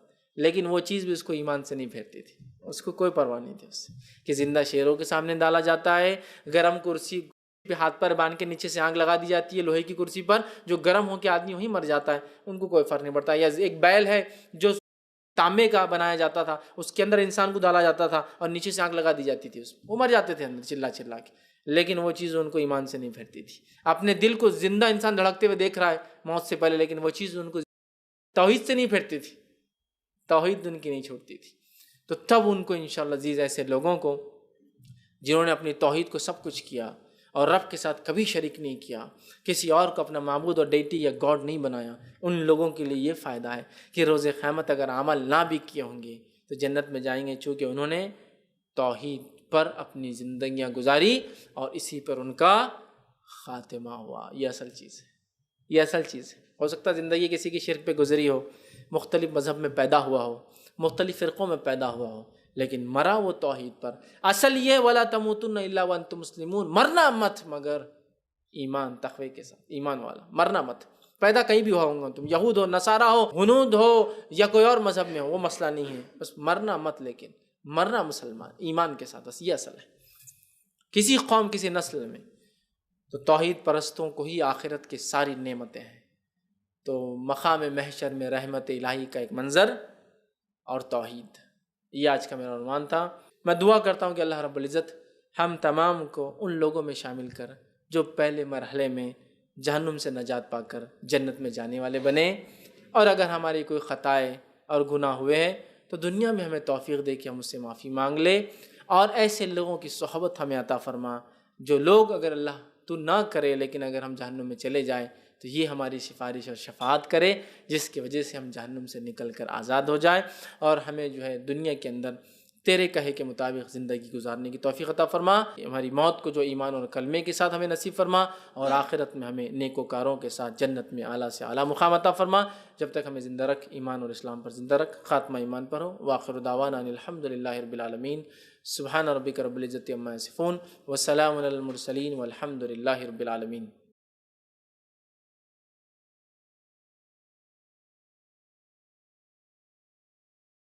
بسم اللہ الرحمن الرحیم. الحمد للہ رب العالمین والصلاة والسلام علی خاتم النبیین والمرسلین. رب اشرح لی صدری ویسر لی امری واحلل عقدۃ من لسانی یفقہوا قولی. اما بعد. السلام علیکم. میرا ایک نان مسلم بردر ہے، اس نے ناستک ہے نہیں، وہ کسی کو نہیں مانتا، کریٹر کو مانتا ہی نہیں، وہ اللہ بھگوان ایشور یہ ہے ہی نہیں ایسا مانتا ہے. وہ اس کا کہنا ہے کہ یہ اللہ یہ ہے ہی نہیں، یہ خود بخود بن گئی ہے. اور اس نے ایک ایگزامپل دیا کہ اگر ہے واقعی میں کوئی کریٹر ہے تو سپوز ایک پتنگ اگر اڑ رہی ہو، اس کی ڈور اپنے ہاتھ میں رہتی ہے، تو اپنے ہاتھ میں رہتی ہے تو تب تک پتنگ اپنے انڈر کنٹرول رہتی ہے، اس کو اپن چاہے نیچے کر سکتے اوپر کر سکتے کیونکہ وہ اپنے انڈر کنٹرول ہے. لیکن جب اس کا ڈور کٹ جاتی ہے تو وہ جدھر چاہے ادھر چلی جاتی ہے. لیکن آج انسان جو کر رہا ہے، اس کے جو من میں آ رہا ہے وہی کر رہا ہے. تو اس کا مطلب کیا ہے؟ انسان اگر کسی کے انڈر کنٹرول رہتا تو وہ ایسا نہیں کرتا. اور اگر ایسا کوئی ناستک کو سمجھانے کا اگر کوئی طریقہ ہو تو پلیز آپ بیان کیجیے. بھائی نے ایک سوال کیا کہ ان کے ایک دوست ہے جو کسی بنانے والے کو نہیں مانتے، مطلب کوئی گاڈ نہیں ہے ان کا ایسا ماننا ہے. ان کے بنیادی بتاتے ہیں وہ کہ کیوں ایسا مانتے ہیں. ان کا ایک مثال بھی دیتے ایگزامپل کہ پتنگ ہے، اس کی ڈور ہے، تو جب تک ڈور ہاتھ میں تو پتنگ کنٹرول میں ہوتا ہے، لیکن جب ڈور چھوٹ جائے تو پتنگ ان کنٹرول ہوتا ہے. تو انسانیت بھی دیکھی منمانی کر رہی ہے، تو پھر اگر کوئی بنانے والا ہوتا تو یہ کیسے منمانی کرتی، بلکہ کنٹرول میں ہونا چاہیے تھا. تو سب سے پہلی چیز تو یاد رکھیے، ان کو دعوت کیسے دینا ایک چیز ہے، لیکن پہلے کچھ میں باتیں سمجھانا چاہوں گا. وہ یہ ہے کہ دنیا میں آنے کا مقصد یہ ہے کہ اللہ رب العزت ہمیں دنیا میں بھیج کے آزمانا چاہتا ہے. تو دنیا خود آزمائش کا فیز ہے، ٹھیک ہے. اگر دنیا یہ فیز ہوتا کہ شرک کرتے اللہ موت دینا چاہتا دے دیتا، کہ بھائی کوئی شرک کرا اسی دن موت دے دیتا اللہ اس کو، پوری دنیا پھر کنٹرول میں رہتی نا. ایک کو مرتا ہوا دیکھ کر کیا کبھی کوئی ہمت کرتا کہ وہ جو ہے شرک کرے؟ نہیں. ایک آدمی نے شرک کرتے اللہ اگر اس کو موت دے دیتا تو آدم علیہ السلام کی اولاد میں سے کوئی شرک کرتا ہی نہیں نا پھر. تو دنیا آزمائش ہے، ٹھیک ہے، دنیا آزمائش ہے. تو اس کو یہ کہیے آپ کہ جو آپ ایگزامپل دے رہے ہیں کہ اگر ڈور کنٹرول میں رہی پتنگ کی تو پتنگ اپنے کنٹرول میں رہتا. تو دنیا تو آزمائش ہے، اللہ نے دے دیا، اس میں بھی ڈور اللہ کے پاس ہے. بہت ساری چیزوں کی بارش جب وہ چاہا تو ہی برستی، ورنہ نہیں چاہا تو نہیں ہوتی. کچھ چیزیں تو اس کے پاس ہی ہے، لیکن کچھ چیزوں میں انسان کو اس نے فری ول دیا تاکہ اس فری ول سے انسان دنیا میں جیے، اور جانے کے بعد رب کے پاس کوئی کوشچن نہ ہو اس کے پاس کہ مجھے تو موقع نہیں ملا تھا. اللہ نے موقع دے دیا اچھے اور برے دونوں کرنے کا، اور وہ جو کرنا چاہتا ہے اس کو فری ول ہے اس معاملے میں، اچھائی اور برائی کے معاملے میں. پھر وہ کر کے آتا ہے، اور اس کے بعد اللہ تعالیٰ پھر اس کو سزا اور جزا دیتا ہے کہ آپ کو کھلی چھوٹ اور آزادی دینے کے بعد آپ کیا کر کے آئے. ٹھیک ہے، تو یہ اللہ کی دی ہوئی چھوٹ ہے. پتنگ کو تھوڑی بہت ڈھیل اللہ نہیں دی، بولنا یہ تاکہ آزمائے یہ پتنگ کیا کرتی ڈھیل دینے کے بعد. کیونکہ اگر فل کنٹرول میں ہوتی تو پھر دنیا میں بھیجنے کی ضرورت نہیں تھی. اللہ کیا کرتا، عالم ارواح میں سارے انسانوں کو پیدا کرتا اور جو عبادتیں لینا لے لیتا. دنیا میں کیوں بھیجتا پھر؟ تو اللہ نے خود ڈھیل دی ہے. بولنا اس کا مقصد یہ کہ مانو کیسے کاریہ کر کے آتا ہے، مانو کیا کام کر کے آتا ہے، انسان کیسا کرتا ہے جب اس کو فری ول دی جاتی ہے، ڈھیل دی جاتی ہے. پہلی چیز. دوسرا یہ کہ بنانے والا نہیں ہے. کیوں نہیں ہے؟ تو ڈھیل وہ مثال دے رہے کہ پتنگ کٹی ہوئی تو کہیں بھی جاتی، اس لیے انسانیت کہیں بھی جا رہی ہے، اس کا مطلب کوئی بنانے والا نہیں. دیکھیے، کوئی اگر مال کے اندر چوری ہو جائے تو کیا اس کو بنانے والا نہیں؟ اس کے اندر لوگ مال کو اٹھا کے لے کے بھاگنا شروع، اس کا مطلب کوئی بنانے والا نہیں ہے. اللہ کسی سسٹم میں کوئی خرابی آ جائے تو اس کا یہ تھوڑی کہ سسٹم کا کوئی کریٹر نہیں ہے. جیسا وہ کہہ رہا ہے پتنگ کو ڈھیل ہے جاری کدھر بھی، اس کا مطلب بنانے والا نہیں ہے. یہ ایگزامپل صحیح نہیں ہے بولنا. جب میں کالج لائف میں تھا تو میرے ساتھ ایک واقعہ ہوا. میں نے ان کو سمجھانے کے لیے ایک کام کیا تھا کہ کچھ اسٹوڈنٹس نے ہمارے دوستوں سے کہا کوئی کریٹر ویٹر نہیں، بنانے والا نہیں، اللہ واللہ کوئی گاڈ واڈ نہیں ہے، سب بس یوں ہی چل جا رہا ہے. ٹھیک، اور وہ مذاق اڑاتے تھے مسلمان بچوں کا. تو ایک مرتبہ میں نے پلان بنایا ہمارے کچھ مسلم دوستوں کے ساتھ کہ کل جا کے باتیں کریں گے ان کے پاس، لیکن آپس میں بات کریں گے، ان سے نہیں کریں گے، اور ان کے ریئیکشنز دیکھیں گے. ہم نے کیا پلان کیا؟ ہم نے پلان کیا کہ کل جا کے ہم بات کریں گے. اور کیا بات تھی؟ وہ یہ تھی، وہ لوگ سن رہے تھے غیر مسلم جو اللہ کو نہیں مانتے تھے کہ بنانے والے کریٹر گاڈ، کوئی ڈیٹی، کوئی بنانے والا جس کو پکارا جاتا ہے، جسے مانگا جاتا ہے، کوئی نہیں جو مانتے تھے. ہم گئے وہاں بیٹھے اور بیٹھ کر ایک پری پلان انداز سے بات کی کہ ایک نے دوسرے کان میں کہا کہ ہمارے ایریا میں ایک مال کھلی ہے، سپر مال، سپر بازار، مارکیٹ. اچھا کیا مال کھلا ہے؟ مال یہ ہے کہ صبح اس کو کوئی کھولتا نہیں لیکن وہ خود کھل جاتا، رات میں کوئی بنتا نہیں لیکن خود کلوز ہو جاتا. کپڑے لے کر آؤ سامنے رکھو، بلنگ خود ہو جاتی، چھٹے پیسے خود مل جاتے، کاؤنٹر پہ کوئی بیٹھا ہوا نہیں ہوتا ہے. مال ختم ہو گیا تو خود آرڈر ہو جاتا. ٹھیک ہے، مال زیادہ ہو گیا دوسرے مال آفس میں، اور آپس میں بات کرو، پیچھے وہ لوٹ رہے پورے ہنس ہنس کے. بعد میں بولنے لگے بھائی بہت ہو گیا، بولے تمہارا پیچھے والے بہت ہو گیا تمہارا، تم پاگل ہے کیا، تم کو کچھ عقل ہے؟ بولے مال کیسا چل سکتا کوئی بنانے والے کے بغیر؟ اب چونکہ ہمارا پلان پہلے سے تھا تو ہم نے کہا کیوں، پورا یونیورس چل سکتا بغیر بنانے والے کے اور مال نہیں چل سکتا؟ ایسا کیسے نہیں ہو سکتا؟ جب پوری کائنات بغیر بنانے والے کے چل سکتی تو پھر مال کیوں نہیں چل سکتا ہمارا؟ تو ان کو بات سمجھ میں آ گئی. اگر کوئی انسان یہ کہے کہ میرے پاس موبائل ہے، اور آپ کو معلوم ہے موبائل کیسے ملا؟ مجھے کیسے ملا؟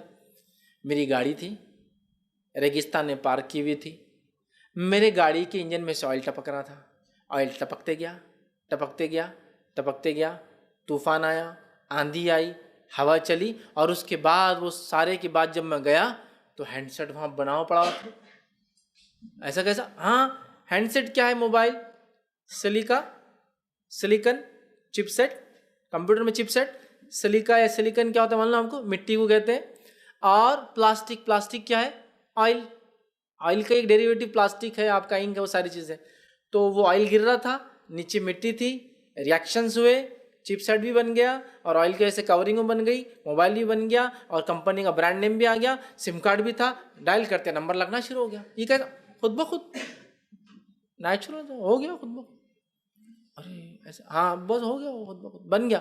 یقین ہوگا آپ کو ایک موبائل کے بارے میں، موبائل جیسی چیز ہے، ادنا ہے یہ. کیوں؟ تو ابھی اس سے سوفسٹیکیٹڈ چیزیں دنیا میں ہے، یقین نہیں ہوگا. آئیے اگر ایگزامپل لیجیے، ایک جنک یارڈ تھا. جنک یارڈ سمجھتے نا، جب گاڑیاں جو استعمال کے لائق نہیں ہوتی ہے، انڈیا میں نہیں ہوتا ایسا، انڈیا میں تو ماشاءاللہ کتنی پرانی ہے استعمال ہو جاتی ہے، اس کے علاوہ ریسائکلنگ اچھی ہو جاتی ہے، لوگ سیکنڈ ہینڈ پرچیز کریں. لیکن آپ یورپ امریکہ میں جائیں گے جن کی اکنامیاں سود پر ہوتی ہے، تو ان کو نیا نیا بنانا پڑتا ہے، ہر بار ہر 6 مہینے میں لوگوں کو چینج کروانا پڑتا ہے، ورنہ اکنامی چلیں گی کیسے؟ تو وہاں ہوتا ہے کہ تھوڑے دن گاڑی پرانی ہوگی تو جنک یارڈ ایک علاقہ ہوتا ہے، وہاں گاڑیوں کو پارک کرتے، ایک پہ ایک تھپی ڈال دیتے، کرش کر دیتے، بیکار ہو جاتی. حالانکہ کچھ گاڑیاں ایسی کہ چلتی ہوئی آتی ہے اور کھڑے کر کے چلا جاتا آدمی، نئی گاڑیاں 1-2 سال پرانی.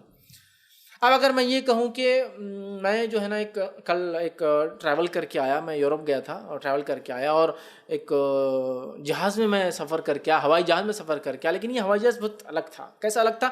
ایک جنک یارڈ تھا، اس میں ہوا یہ کہ 5-10 سال گاڑیاں کھڑی رہی، طوفان آئے، آندھی آئے، گاڑیاں اوپر ہوئی، نیچے ہوئی، ادھر ہوئی، ادھر ہوئی، تبدیلی آئی، فلاں ہوئی، اور ایک دن جب جنک یارڈ میں گئے تو ایک بوئنگ کھڑا ہوا تھا بن کے، وہ کاروں کے پورے پارٹس مل گئے، یہ ہو گیا وہ ہو گیا، سب ایسا مکس ہو کے ٹائر وہ سب لگ گئے اور بوئنگ کھڑا تھا۔ پھر ہمارا پائلٹ بیٹھا، کیپٹن بیٹھا، چالو کیے بوئنگ کو، اور ہم لوگ ٹریول کر اس میں۔ تو آپ یقین کریں گے بوئنگ ایک جنک یارڈ سے کچرے سے بن گیا۔ آپ بولیں گے بے خوفی کی بات ہے، سب سے بڑا جاہل بھی یہ بات نہیں کر سکتا، تم اس سے بڑے جاہل، میرے کو اندازہ نہیں تھا، نہیں ہو سکتا۔ اس سے بھی سوفسٹیکیٹ چیزیں بھی ہے دنیا کے اندر، کائنات میں، جس کی ابھی بات ہی نہیں کر رہا ہوں میں، تو ابھی گاڑیوں کی تھی۔ آئیے ہیومن انسان لے لیں، انسان کے اندر بہت سارے پروٹینز ہوتے ہیں مختلف، مطلب انسان بنا کیسا، اس کی بناوٹ پہ اگر ہم دیکھیں، ٹھیک، بہت سارے پروٹین سے وہ بنتا ہے ایک انسان، اور ایک انسان کے اندر مور اور لیس 1 لاکھ کے اراؤنڈ پروٹینز ہوتے ہیں الگ الگ، جیسا کہ اسکن بنی ہوئی ہے، اس کی الگ کنٹینٹ سے پروٹینز ہے، فلیش ہے، بونس ہے، پھر ہڈیوں کے اندر غدہ ہے نا، پھر مختلف ہڈیوں کو جوائنٹس دینے والی چیزیں ہیں، ٹھیک ہے، پھر دماغ ہے اس کے الگ ہے، دل کے الگ ہے نا، گردے کے الگ پروٹین سے، ہر چیز دیکھیے آپ بنی ہوئی الگ الگ پروٹین سے۔ ہر پروٹینز جو بنتا ہے وہ امائنو ایسڈز ہوتے ہیں اس کے اندر بیسک، ٹھیک، اور ایک پروٹین بننے کے لیے around about 400 amino acid mix ہوتے ہیں، اور اس کے بعد ایک پروٹین تیار ہوتا ہے۔ اگر امائنو ایسڈ کا ایک کا ریشو ایکسیڈ کر جاتا ہے اس کے لمٹ سے تو کینسر ڈیولپ ہو جاتا ہے، مطلب وہ اعضا ان آرگنائز وے میں ڈیولپ ہونا چالو ہو جاتا ہے جو انسانی جان کے لیے خطرہ ہوتا ہے، ٹھیک۔ تو ایسے مور دین 1 لاکھ پروٹینس ہیومن بینگ کے اندر ہیں، ایک ایک پروٹین جو ہے مور دین 400 ٹائپس آف امائنو ایسڈ سے بنا ہے۔ ایک امائنو ایسڈ کا اوپر نیچے ہو جانا پورے پروٹینز کو خراب کر دیتا ہے۔ اب بتائیے ایک انسان کے اندر یہ 400 امائنو ایسڈ کیسے آ کے ملے ہوں گے پہلی بار جب انسان بنا، پھر وہ کیسے ریئیکٹ کر کے ایک پروٹین بناؤں گا، اور ایسے کیسے ہوں گے 1 لاکھ پروٹین جو انسان میں، بال کا الگ ہے، آنکھ کا الگ ہے، آنکھ کے اندر کتنی چیزیں، دل، پیٹ میں کتنے اجزاء، یہ کیسے بنے ہوں گے بولنا ذرا مجھے بتا دو، خود بخود کیسے ہوا، اس کی پروبیبلٹی بتاؤ بولنا، اگر خود سے ہوا تو کیا چانسز ہے اس کے ہونے کی، پروبیبلٹی آپ سمجھتے ہیں؟ ایک سکہ آپ نے پھینکا، کیا چانسز ہے کہ ہیڈ اور ٹیل آئیں گا، پٹ اور چیت یا پٹ آئیں گا، کیا چانسز ہے، کتنے چانسز، 50-50؟ 2 پھینکے، کیا چانسز ہے، کیا چانسز ہے کہ ایک چیت ایک پٹ، یا دونوں چیت یا دونوں پٹ آئیں گے، چانسز ویری ہوں گے۔ اب 2 3 پھینکے، اور 4 اور 5 اور 6 اور 7 اور 8 اور 9 اور 10، سمجھ رہے پروبیبلٹی؟ تو 400 امائنو ایسڈ کیسا ہوگا کہ ایگزیکٹلی اس کوانٹٹی میں مکس ہو کہ ایک پروٹین تیار ہو پہلی بار؟ چانسز کیا ہے اس کے چانسز ہے ہی نہیں کہ ایسا خود بخود ہو جائے، ٹھیک ہے۔ تو اس نے ابھی سمجھا نہیں ہے، اس نے کائنات میں بھی غور و فکر نہیں کیا ہے۔ اس نے جب کائنات میں غور و فکر کرے گا، چیزوں کو دیکھیں گا، انشاءاللہ عزیز بنانے والے کا خیال وہ ہوں گے۔ اور ایک بات میری یاد رکھیے، جو لوگ یہ کہتے ہیں کہ ہم کسی بنانے والے کو نہیں مانتے، سب سے زیادہ معبودوں کو وہی بناتے اس لیے کہ وہ اپنی خواہشات کی عبادت کرنے والا ہوتا ہے سب سے پہلے۔ تو جو لوگ اللہ کو نہیں مانتے نا، ان کی سب سے بڑی خصوصیت ہے کہ اپنی خواہشات کو رب مانتے ہیں۔ سمجھ رہا ہے بات کو؟ تو لہٰذا اس کو بتاؤ، پہلے تم ثابت کرو بولنا کہ انسانیت تو ساری چیزیں خود بخود بن سکتی ہے، پھر میں مانوں گا بولنا۔ یہ ایگزامپلس مت دو، پتنگ، ڈور وور۔ حال میں ایک صاحب نے کہا کہ میں مانتا ہی نہیں کو بنانے والا ہے، کیوں؟ زلزلے آئے بولے، زلزلے آئے تمہارے مسلم دیشوں میں آئے بولے، ہاں کتنے لوگ مر گئے اس میں ایک ساتھ؟ 10,000 لوگ مر گئے، کیا دوش تھا ان کا؟ چھوٹے بچے، عورتیں سب مر گئے بولے، کیا دوش تھا ان کا؟ تو یہ انصاف نہیں ہے بولے، تو اس لیے میں کوئی مانتا نہیں بنانے والے کو، ٹھیک۔ اگر اس کی ایگزامپل کو لے لے تو میں نے کہا جواب میں، کچھ دن پہلے ایک میڈ کاؤ ڈیسیز ہوا تھا انگلینڈ UK کے اندر۔ جانوروں کو چونکہ انہوں نے مختلف قسم کے ہارمون سے ان کو ڈیولپ کیا، کھلانے پلانے میں ان کو فلیش بھی یوز کیا، نتیجتاً ایک گائے کی ریس انہوں نے بنائی تھی جس کو میڈ کاؤ، اس کو ایک بیماری ہوئی اور اس سے کھانے والوں کو بیماری ہو رہی تھی۔ تو انہوں نے کیا کیا، سارے جانوروں کو کیا کیا معلوم آپ کو؟ موت کے گھاٹ اتار دیا، شوٹ کیا دفناتے گئے، شوٹ کیا دفناتے گئے، مطلب ان کو مارتے گئے۔ اس کے بعد ایک بیماری ہوئی تھی ہمارے پاس جس کو بولتے ہیں سوائن فلو، برڈ فلو، ہے نا۔ اس میں کیا کیے، کتنے مرغیوں کو مارا گیا؟ ہزاروں لاکھوں کی تعداد میں۔ اب بیسک کوشچن، مرغی نے کیا سوچنا انسانوں کے بارے میں؟ کہے کو مار رہے یار میرے کو، یہ انسان ہو ہی نہیں سکتے۔ گائے نے کیا سوچنا ان انسانوں کے بارے میں جو UK میں ان کو مارا جا رہا تھا، یہ انسان نہیں ہو سکتے۔ چونکہ گائے کی وہ لمٹ نہیں ہے کہ وہ سوچے کہ انسان کی جو حکمت ہے اس کو مارنے کے لیے، تو ویسے اللہ تعالیٰ کی کیا حکمت ہے اتنے 10,000 لوگوں کو زلزلے مارنے کی، وہی جانتا ہے۔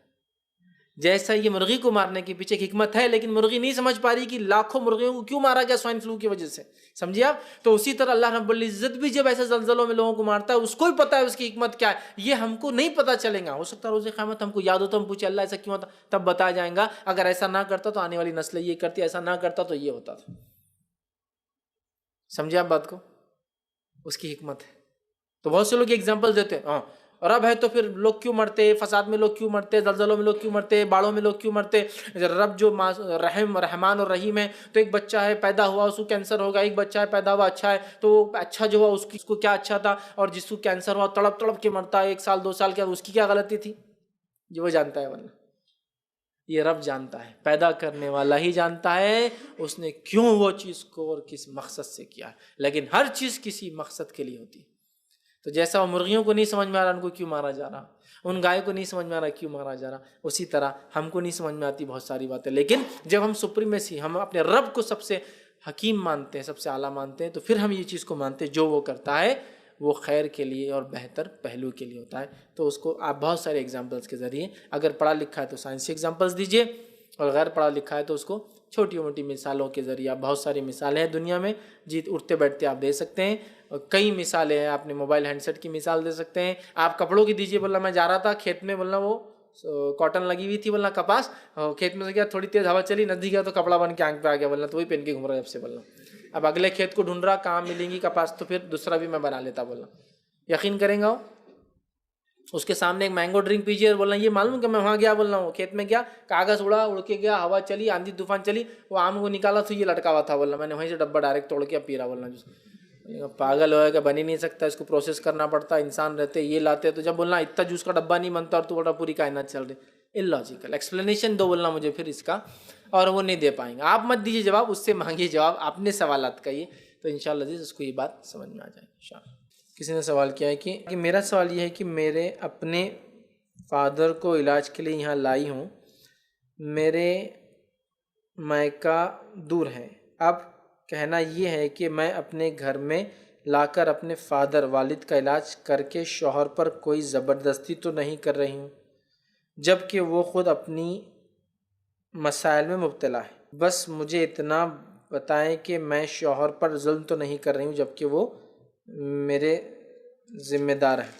سب سے پہلے تو ہم بہرحال اللہ تعالیٰ سے دعا کرتے ہیں کہ اللہ تعالیٰ آپ کے والدین کو شفا دے۔ دوسرا یہ، کیا آپ کے والدین کو جو آپ فادر کو لا کر اپنے شوہر کے گھر رکھ رہے چونکہ ان کا گھر دور ہے اور علاج کے لیے دواخانہ یہاں نزدیک ہے، تو کیا یہ ظلم ہے جبکہ آپ کے شوہر کے اپنے مسائل ہیں؟ تو دیکھیے سب ساری چیزیں ڈیپینڈ ہیں آپ کی میوچل انڈرسٹینڈنگ پر اور ایک دوسرے کا آپ کتنا تعاون کرنا چاہتے ہیں۔ اگر آپ کے فادر کے لیے آپ کے شوہر ہسبینڈ پرمیشن دے رہے، اجازت دے رہے ہیں کہ ہاں بالکل آپ رکھیے، ٹھیک ہے میرے مسائل اپنی جگہ ہے لیکن آپ ان کا علاج کر سکتے ہیں، یا آپ کے فادر کی خود کی انکم ہو لیکن ان کو کوئی خدمت کے لیے یا رکھنے کے لیے ایک جگہ چاہیے، تو میں سمجھتا ہوں اگر وہ پرووائڈ کرتے ہیں، فراہم کرتے ہیں، تو اللہ تعالیٰ ان کو اس کا اجر دیں گا۔ اور اگر ان کی اجازت ہے تو پھر یہ کوئی مسائل کا مسئلہ ہی نہیں کہ آپ ظلم کر رہے یا نہیں کر رہے، یہ ڈیپینڈ ہے۔ لیکن اگر آپ کے شوہر یہ کہہ دے کہ نہیں بالکل میں آپ کے والد کو نہیں رکھ سکتا ہوں، تو آپ لڑ جھگڑ کے تو ظاہر سی بات ہے ان کے گھر میں نہیں رکھ سکتی ہیں۔ ہاں پھر آپ یہ کوشش کریں کسی اور رشتہ دار کے پاس یا کسی ہوٹل میں، اگر اللہ نے آپ کو مال و دولت دے رکھی ہو، والد کے پاس یا آپ کے بھائی وغیرہ کے پاس یا آپ کے مائکے میں پیسہ ہو، صرف ان کو ایک فزیکل ہیلپ کی ضرورت ہو اور ایک مینٹلی کوئی بات چیت کرنے والا ہو جو کہ آپ بیٹی کے ناطے یہ کر سکتے ہیں، تو پھر ان کو آپ الگ رکھ کے آپ اپنے شوہر سے اجازت لے کے جتنی ان کی خدمت کر سکتے کریں۔ شوہر کو بھی میں یہ کہوں گا کہ والد ہے، بیمار ہے، ان کی خدمت کے لیے اپنی بیوی کو موقع دینا چاہیے، اس لیے کہ وہ ان کی بیٹی ہے، اور بچوں پر جو والدین کی خدمت واجب اور فرض ہے، جہاں تک ہو سکے جس حالت میں وہ کر سکتے ہیں وہ ضرور کریں۔ ہاں یہ الگ بات ہے کہ جب بیٹی باپ کے ساتھ ہوتی ہے تو اللہ اور اس کے رسول کے بعد اس کے والد کا حق ہوتا ہے، لیکن جب نکاح میں چلے جاتی ہے تو اللہ اور رسول کے بعد اس کے شوہر کا حق پھر اس کے والد کا ہوتا ہے، تو لہٰذا اس کا شوہر اس کو ضرور اجازت دے اس چیز کی کہ اپنے والدین کی وہ خدمت کرے، لیکن یہ ساری چیزیں آپ کی میوچل انڈرسٹینڈنگ پہ، اس کا کوئی شرعی گائیڈ لائنس میں نہیں دے سکتا ہوں کہ یہ ایسا اس لیے کہ اگر مال و دولت والا آپ کے والد ہے تو آپ کے شوہر کی مدد بھی کر سکتے ہیں، شوہر مال و دولت والا ہے تو آپ کے والد کی مدد کر سکتا ہے، تو یہ میوچل انڈرسٹینڈنگ پر اور ایک لوگوں کی مدد کرنے کے جذبے پہ تمام چیزیں، تو لہٰذا اس میں ظلم تو میں نہیں کہوں گا، یہ آپس کے میوچل انڈرسٹینڈنگ پہ۔ ہاں وہ نہیں کہتا اور آپ لڑ جھگڑ کے لا کر رکھ رہی ہے جس سے پورا فیملی ڈسٹرب ہو رہی ہے، آپ کی فتنہ ہو رہا ہے، کوشش کریں کہ آپ کہیں اور رکھیں، اور کہیں اور رکھ کے شوہر سے پرمیشن مانگی اور جا کے ان کی بہرحال خدمت کریں. لیکن یہ ساری چیزیں بیٹھ کر میوچولی انڈرسٹوڈ کر کے بات چیت کر کے حل نکالنے کی ہے. اس کے لیے کوئی ایسا شرعی ہم 1 2 3 4 پوائنٹس میں گائیڈ لائنس نہیں دے پائیں گے. کسی نے ایک سوال کیا کہ ایمان کیا ہے؟ تو بہرحال میں سمجھتا ہوں ایمان کیا ہے؟ ایمان کہتے یقین کو، کسی چیز پر بھروسہ کرنے کو. ٹھیک ہے، بالکل جو عام لفظ ہوتا ہے بے ایمانی بڑھ گئی، جو ہم بولتے ہیں ایمان، یقین، بھروسہ. ہاں شرعی اصطلاح کے اندر ایمان کہتے ہیں وہ مخصوص چیزوں پر جس پر اللہ کی کتاب نے ایمان لانے کا حکم دیا. آمنت باللہ، اللہ پر ایمان، و ملائکتی، اس کے فرشتوں پر ایمان، و کتبی، اس کی کتابوں پر ایمان، و رسولی، اس کے رسولوں پر ایمان، یوم الآخری، آخر دن پر ایمان، والقدر خیری و شری، تقدیر پر، اس کے اچھے اور برے پر ایمان. اس کے علاوہ تمام باتیں جس پہ اللہ کی کتاب نے ایمان لانے کا حکم دیا وہ ایمان. اس کے علاوہ نبی اکرم صلی اللہ علیہ وسلم نے جن چیزوں پہ کہا اس پر ایمان. یہ ساری چیزیں ایمان ہیں. تو عام الفاظ یقین کرنا، بھروسہ کرنا، بلیو کرنا. خاص شرعی اصطلاح کے اندر وہ چیزیں جن کے تعلق سے حکم آیا ان امور پر ایمان لانا، یقین کرنا، ان چیزوں پر یقین کرنا، یہ ایمان ہے. اور ایمان شک کی الٹ ہوتا ہے، یا شک ایمان کی الٹ ہوتا ہے. ایمان مطلب یقین، بھروسہ، اور شک مطلب ایمان کے مخالف ہوتا ہے، مطلب کسی چیز میں آدمی یقین نہیں کرتا ہے. ٹھیک ہے، تو یہ ایمان ہے. آگے وہ پوچھتے شرک اکبر اور شرک اصغر کیا ہے؟ شرک اکبر وہ شرک ہے جس کے کرنے سے انسان اسلام کے دائرے سے باہر ہو جاتا ہے، اور شرک اصغر وہ شرک ہے جسے کرنے سے اسلام میں باقی ہوتا ہے، اس کو توبہ کرنا پڑیں گے اللہ سے.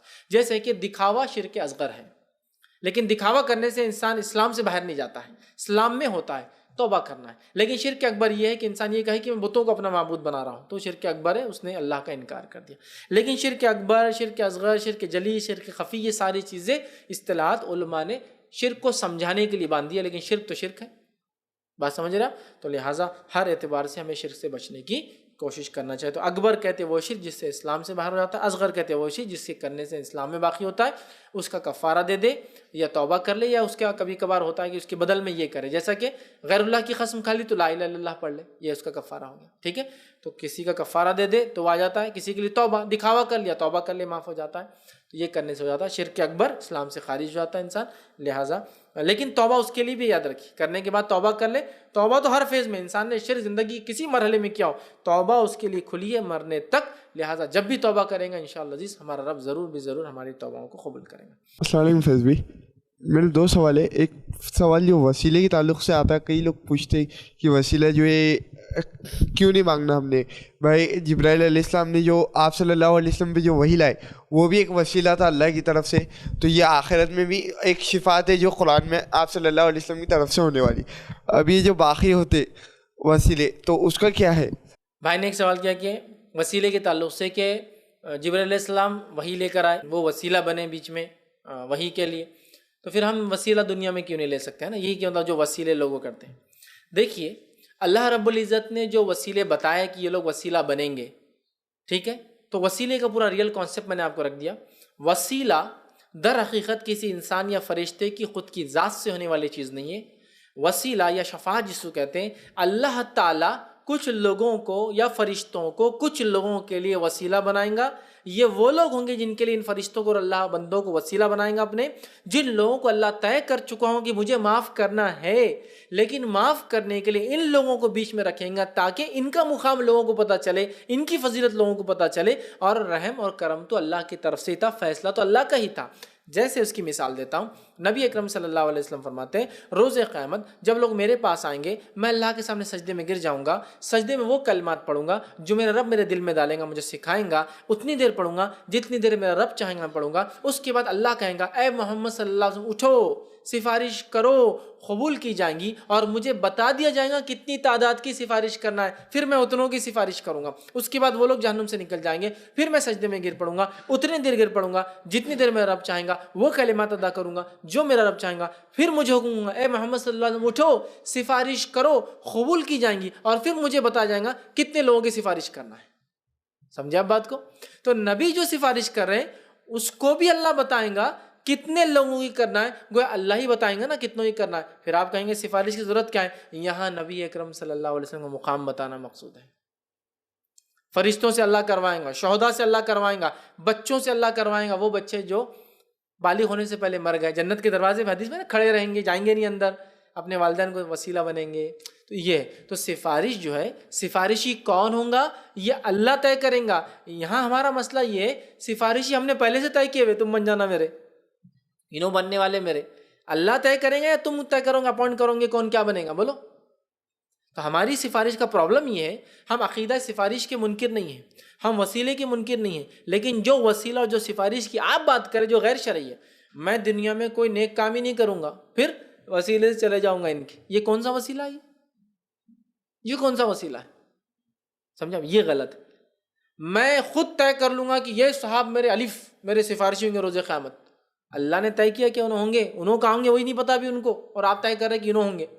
جیسے ہمارے پاس طے ہے یہ شخصیت یہ شخصیت یہ شخصیت, ان کے پیچھے ہم جانے والے ہیں. اللہ بتائیں گا کون سفارشی ہوں گا, روز قیامت پتہ چلیں گا وہ تو کس کا کیا مقام ہے. ٹھیک ہے. اور وسیلہ جو ہے جو ہم مانگتے ہیں دنیا میں, اصل تو لوگ قرآن کی آیت بھی لاتے ہیں, اے وہ لوگ جو ایمان اللہ کا تقوی اختیار کرو اور اللہ کی طرف وسیلے تلاش کرو. ٹھیک ہے. تو وابتغوا الیہ الوسیلہ, دیکھو اللہ نے خود بولا وسیلہ تلاش کرو. تو یہاں صحابہ نے کیا لیا؟ صحابہ یہاں کہتے نیکی وسیلہ ہے, تو لیا وابتغوا الیہ الوسیلہ, خوب نیکی کرو تاکہ یہ نیکی کیا بنے روز قیامت وسیلہ بنے. وجاہدوا فی سبیلہ, اور خوب کوشش کرو اللہ کی راہ میں. سمجھ رہے آپ؟ تو لہٰذا نیکی جو ہے وہ وسیلہ ہے, وہ جو آیت کے اندر آئی. رہا باقی وسیلہ, تو وسیلہ جو ہے بیچ میں یہ شرعی اگر ہو تو درست ہے, لیکن ہمارے وسیلے غیر شرعی ہے. شفاعت ایک الگ چیز ہے, لیکن ہماری شفاعتیں بھی غیر شرعی ہوتی ہے. شریعت کے مطابق ہو تو انشاءاللہ پھر اس میں کوئی حرج نہیں ہوگا. جیسے کہ جبرائیل علیہ السلام بیچ میں بولتے ہیں نا وسیلہ تھے, ہو سکتا ہے نا, لیکن شرعی طور سے اللہ نے دیا نا. ہم کون ہوتے بنانے والے کہ نہیں تم بنیں گے اللہ کے اور ہمارے بیچ میں وسیلہ؟ اللہ بتا سکتا ہے کہ جبرائیل تم جاؤ اور قرآن پہنچاؤ. ہم کیسے بول سکتے ہیں؟ اللہ کے رسول نے بولا تھا کہ نہیں جبرائیل کو مت بھیجو, ان کو بھیجو, ان کو نہیں ان کو بھیجو. اللہ کی چوائس سے وسیلہ کون بنے گا اور شفاعت کون کرے گا. یہاں ہم اپنی طرف سے بناتے ہیں نا, یہ وسیلہ بننے والے یہ شفاعت کرنے والے. مسئلہ یہ ہے شرعی اگر بنیادوں پہ رکھے تو انشاءاللہ درست ہے. ہمارے اکثر وسیلوں اور شفاعتوں کا معاملہ غیر شرعی ہوتا ہے. اس میں میرا ایک تفصیلی بیان ہے وسیلہ اور شفاعت کی حقیقت, اس میں میں نے بہت ڈیٹیل میں اس کو ڈسکس کیا اس مسئلے کو. جی السلام علیکم. فیض بھائی, میرا سوال یہ ہے کہ غیر مسلم کے جو نابالغ بچے رہتے تو ان کا کیا ہوگا مقام محشر میں؟ میں نے ایک سوال کیا کہ جو نابالغ غیر مسلم بچے ہوتے ہیں ان کا کیا ہوگا. تو دیکھیے نابالغ جو چھوٹے بچے غیر مسلموں کے ہوں گے وہ بھی انشاءاللہ جنت میں جائیں گے, اس لیے کہ ظاہر سی بات ہے اللہ تعالیٰ ناانصافی نہیں کریں گے کسی کے ساتھ, اور چونکہ وہ بالغ نہیں تھے انہوں نے خود سے بھی شرک کو اختیار نہیں کیا, وہ جنت میں جائیں گے. ایک روایت کے مطابق یہ آتا ہے کہ وہ نابالغ بچے جو ہے موتیوں کے جیسے ہوں گے, اور جنتی لوگوں کے وہ خدمت بھی کریں گے. وہ بچے مشرکین کے جو بالغ ہونے سے پہلے انتقال کر گئے وہ جو ہے جنت کے اندر ہوں گے, اور مومنوں کی وہ خدمت کریں گے. ایک طرح سے اس طرح الفاظ ہیں, اور بہت رفتار کے ساتھ وہ جو مومنوں خدمت, گویا اس سے بات تو پتہ چلی کہ وہ جنت میں ہوں گے اور مومنوں کے ساتھ ہوں گے. تو نابالغ بچے جو مشرکین کے مرتے ہیں وہ جنت میں جائیں گے انشاءاللہ. السلام علیکم ورحمۃ اللہ. فیض بھائی, محشر میں جیسا آپ نے بتایا کہ صرف توحید پرست ہی دوزخ سے بچیں گے, تو شرک جو کرتے تھے وہ پہلے ہی چھانٹ دیے جائیں گے جیسا بتایا. تو شرک کے آپ کا ایک پورا لیکچر ہے, کیا یہ بھی شرک ہے؟ اس میں جتنے بھی اقسام آپ نے بتائے شرک سے, تو وہ سب بھی اس میں شرک میں آئیں گے. اور شرک کی ایک قسم یہ بھی ہے کہ نفسوں کو معبود بنا لینا. تو کچھ لوگ نفس کی عبادت میں سنت کی اتباع نہیں کرتے, تو وہ بھی لوگ ان میں آئیں گے, کیونکہ اس میں بہت سارے دینی بڑی بڑی تحریکوں سے جڑے لوگ بھی ہیں جو کہ سنت سے اتباع نہیں کرتے. تو ان کا کیا؟ جزاک اللہ خیر. میں نے ایک سوال کیا کہ میرا ایک عنوان ہے کہ شرک کیا, اور کیا یہ بھی شرک ہے؟ میں نے اس میں بہت سارے شرک کے اقسام بتایا, تو کیا سبھی اس میں شامل ہے؟ دیکھیے اس میں شرک اصغر اور شرک اکبر دونوں ایک ساتھ ہم نے لے لیے تھے. تو جس نے شرک اصغر کیا وہ اپنے رب سے توبہ کر لے انشاءاللہ اس کے لیے مسئلہ نہیں. جس نے شرک اکبر کیا اور اسی پہ مر گیا پھر تو بہت خطرناک بات ہے. پھر تو اس کا وہی حال ہوگا کہ وہ اپنے معبود کو دیکھیں گا اور اس کے پیچھے جس کی عبادت کرتا, جس سے مانگتا تھا, حاجت روائی, مشکل کشائی, قسمیں کھاتا تھا, منتیں مرادیں کرتا تھا, وہ اس کے ساتھ چلا جائے گا. تو میرے اس لیکچر میں نے بلا تفریق سب باتیں ایک ساتھ بیان کر دی ہے, اکبر اصغر سب ہے. تو اگر اصغر ہے تو وہ توبہ کر لے, اکبر ہے تو بھی توبہ کر لے, اس لیے کہ شرک تو شرک ہے. تو میں یہ کہوں گا کہ نبی اکرم صلی اللہ علیہ وسلم کی ایک دعا ہے جو آپ کرتے تھے, اللہ کھلے اور چھپے تمام شرک سے میری حفاظت کر. وہ دعائیں ہم کریں, اور صرف دعا نہیں بلکہ ساتھ میں شرک کیا ڈیٹیکٹ بھی کریں اور اپنی زندگیوں سے اس کو نکالنے کی کوشش کریں. تو میرے لیکچر میں وہ مکس تھا ٹاپک, مطلب میں نے اس میں الگ نہیں کر پایا, تو لہٰذا میں نہیں کہہ سکتا ہوں کہ کیا سارے وہ اس میں کچھ اصغر تھے اور کچھ اکبر تھے. لہٰذا بیٹر یہ ہوگا کہ اس میں سے مخصوص کوئی قسم ہوں گی تو اس کا ہم تجزیہ کر سکتے کہ کیا یہ والی ہے. ان جنرل میں نے ساری باتوں کو ایک ساتھ بہرحال لے لیا تھا. جی, لیکن یہ بات آپ اصولاً یاد رکھیں کہ اصغر کرنے سے انسان اسلام سے باہر نہیں ہوتا, لیکن شرک تو ہوتا ہے, اور اکبر کرنے سے اسلام کے دائرے سے وہ باہر نکل جاتا ہے. اور دونوں کے لیے توبہ لازم ہے, توبہ لازم ہے. اتباع نہ کرنا اور اپنی نفس کی خواہشات پہ چلنا یہ شرک میں شامل نہیں کروں. ہاں نفس کی خواہشات پر چلنا اور اسی کے وجہ سے قرآن حدیث ایک چیز بول رہی کرنا، تو یہ تو پھر نفس کو اپنے شریک کر دینا. یہ تو ہے کہ تو اللہ رب العزت کا کیا تم نے ان لوگوں کو دیکھا جس نے اپنی نفسوں کو خواہشات کو معبود بنا دیا، تو یہ تو ہے. لیکن صرف اتباع ترک کرنا اس میں نہیں آئے گا. وہ ہے کتاب و سنت شریعت کے خلاف کوئی کام کرنا. قرآن بول رہا ہے یہ مت کرو، ہم بول رہے نہیں ہم ایسی کریں، تو تب تو وہ اپنی نفس کی پیروی کرنا، اس کے لیے بھی توبہ اس کے لیے لازم ہے، چونکہ یہ بھی شرک کی قسم ہے. انسان اگر توبہ کر لے تو اللہ سبحانہ تعالیٰ انشاءاللہ عزیز یہ تمام قسم کے شرک معاف کر سکتا. ہم اسی پہ انشاءاللہ اپنی بات ختم کریں گے. وآخر دعوانا الحمدللہ رب العالمین. سبحان ربک رب العزت عما یصفون وسلام علی المرسلین والحمد للہ رب العالمین.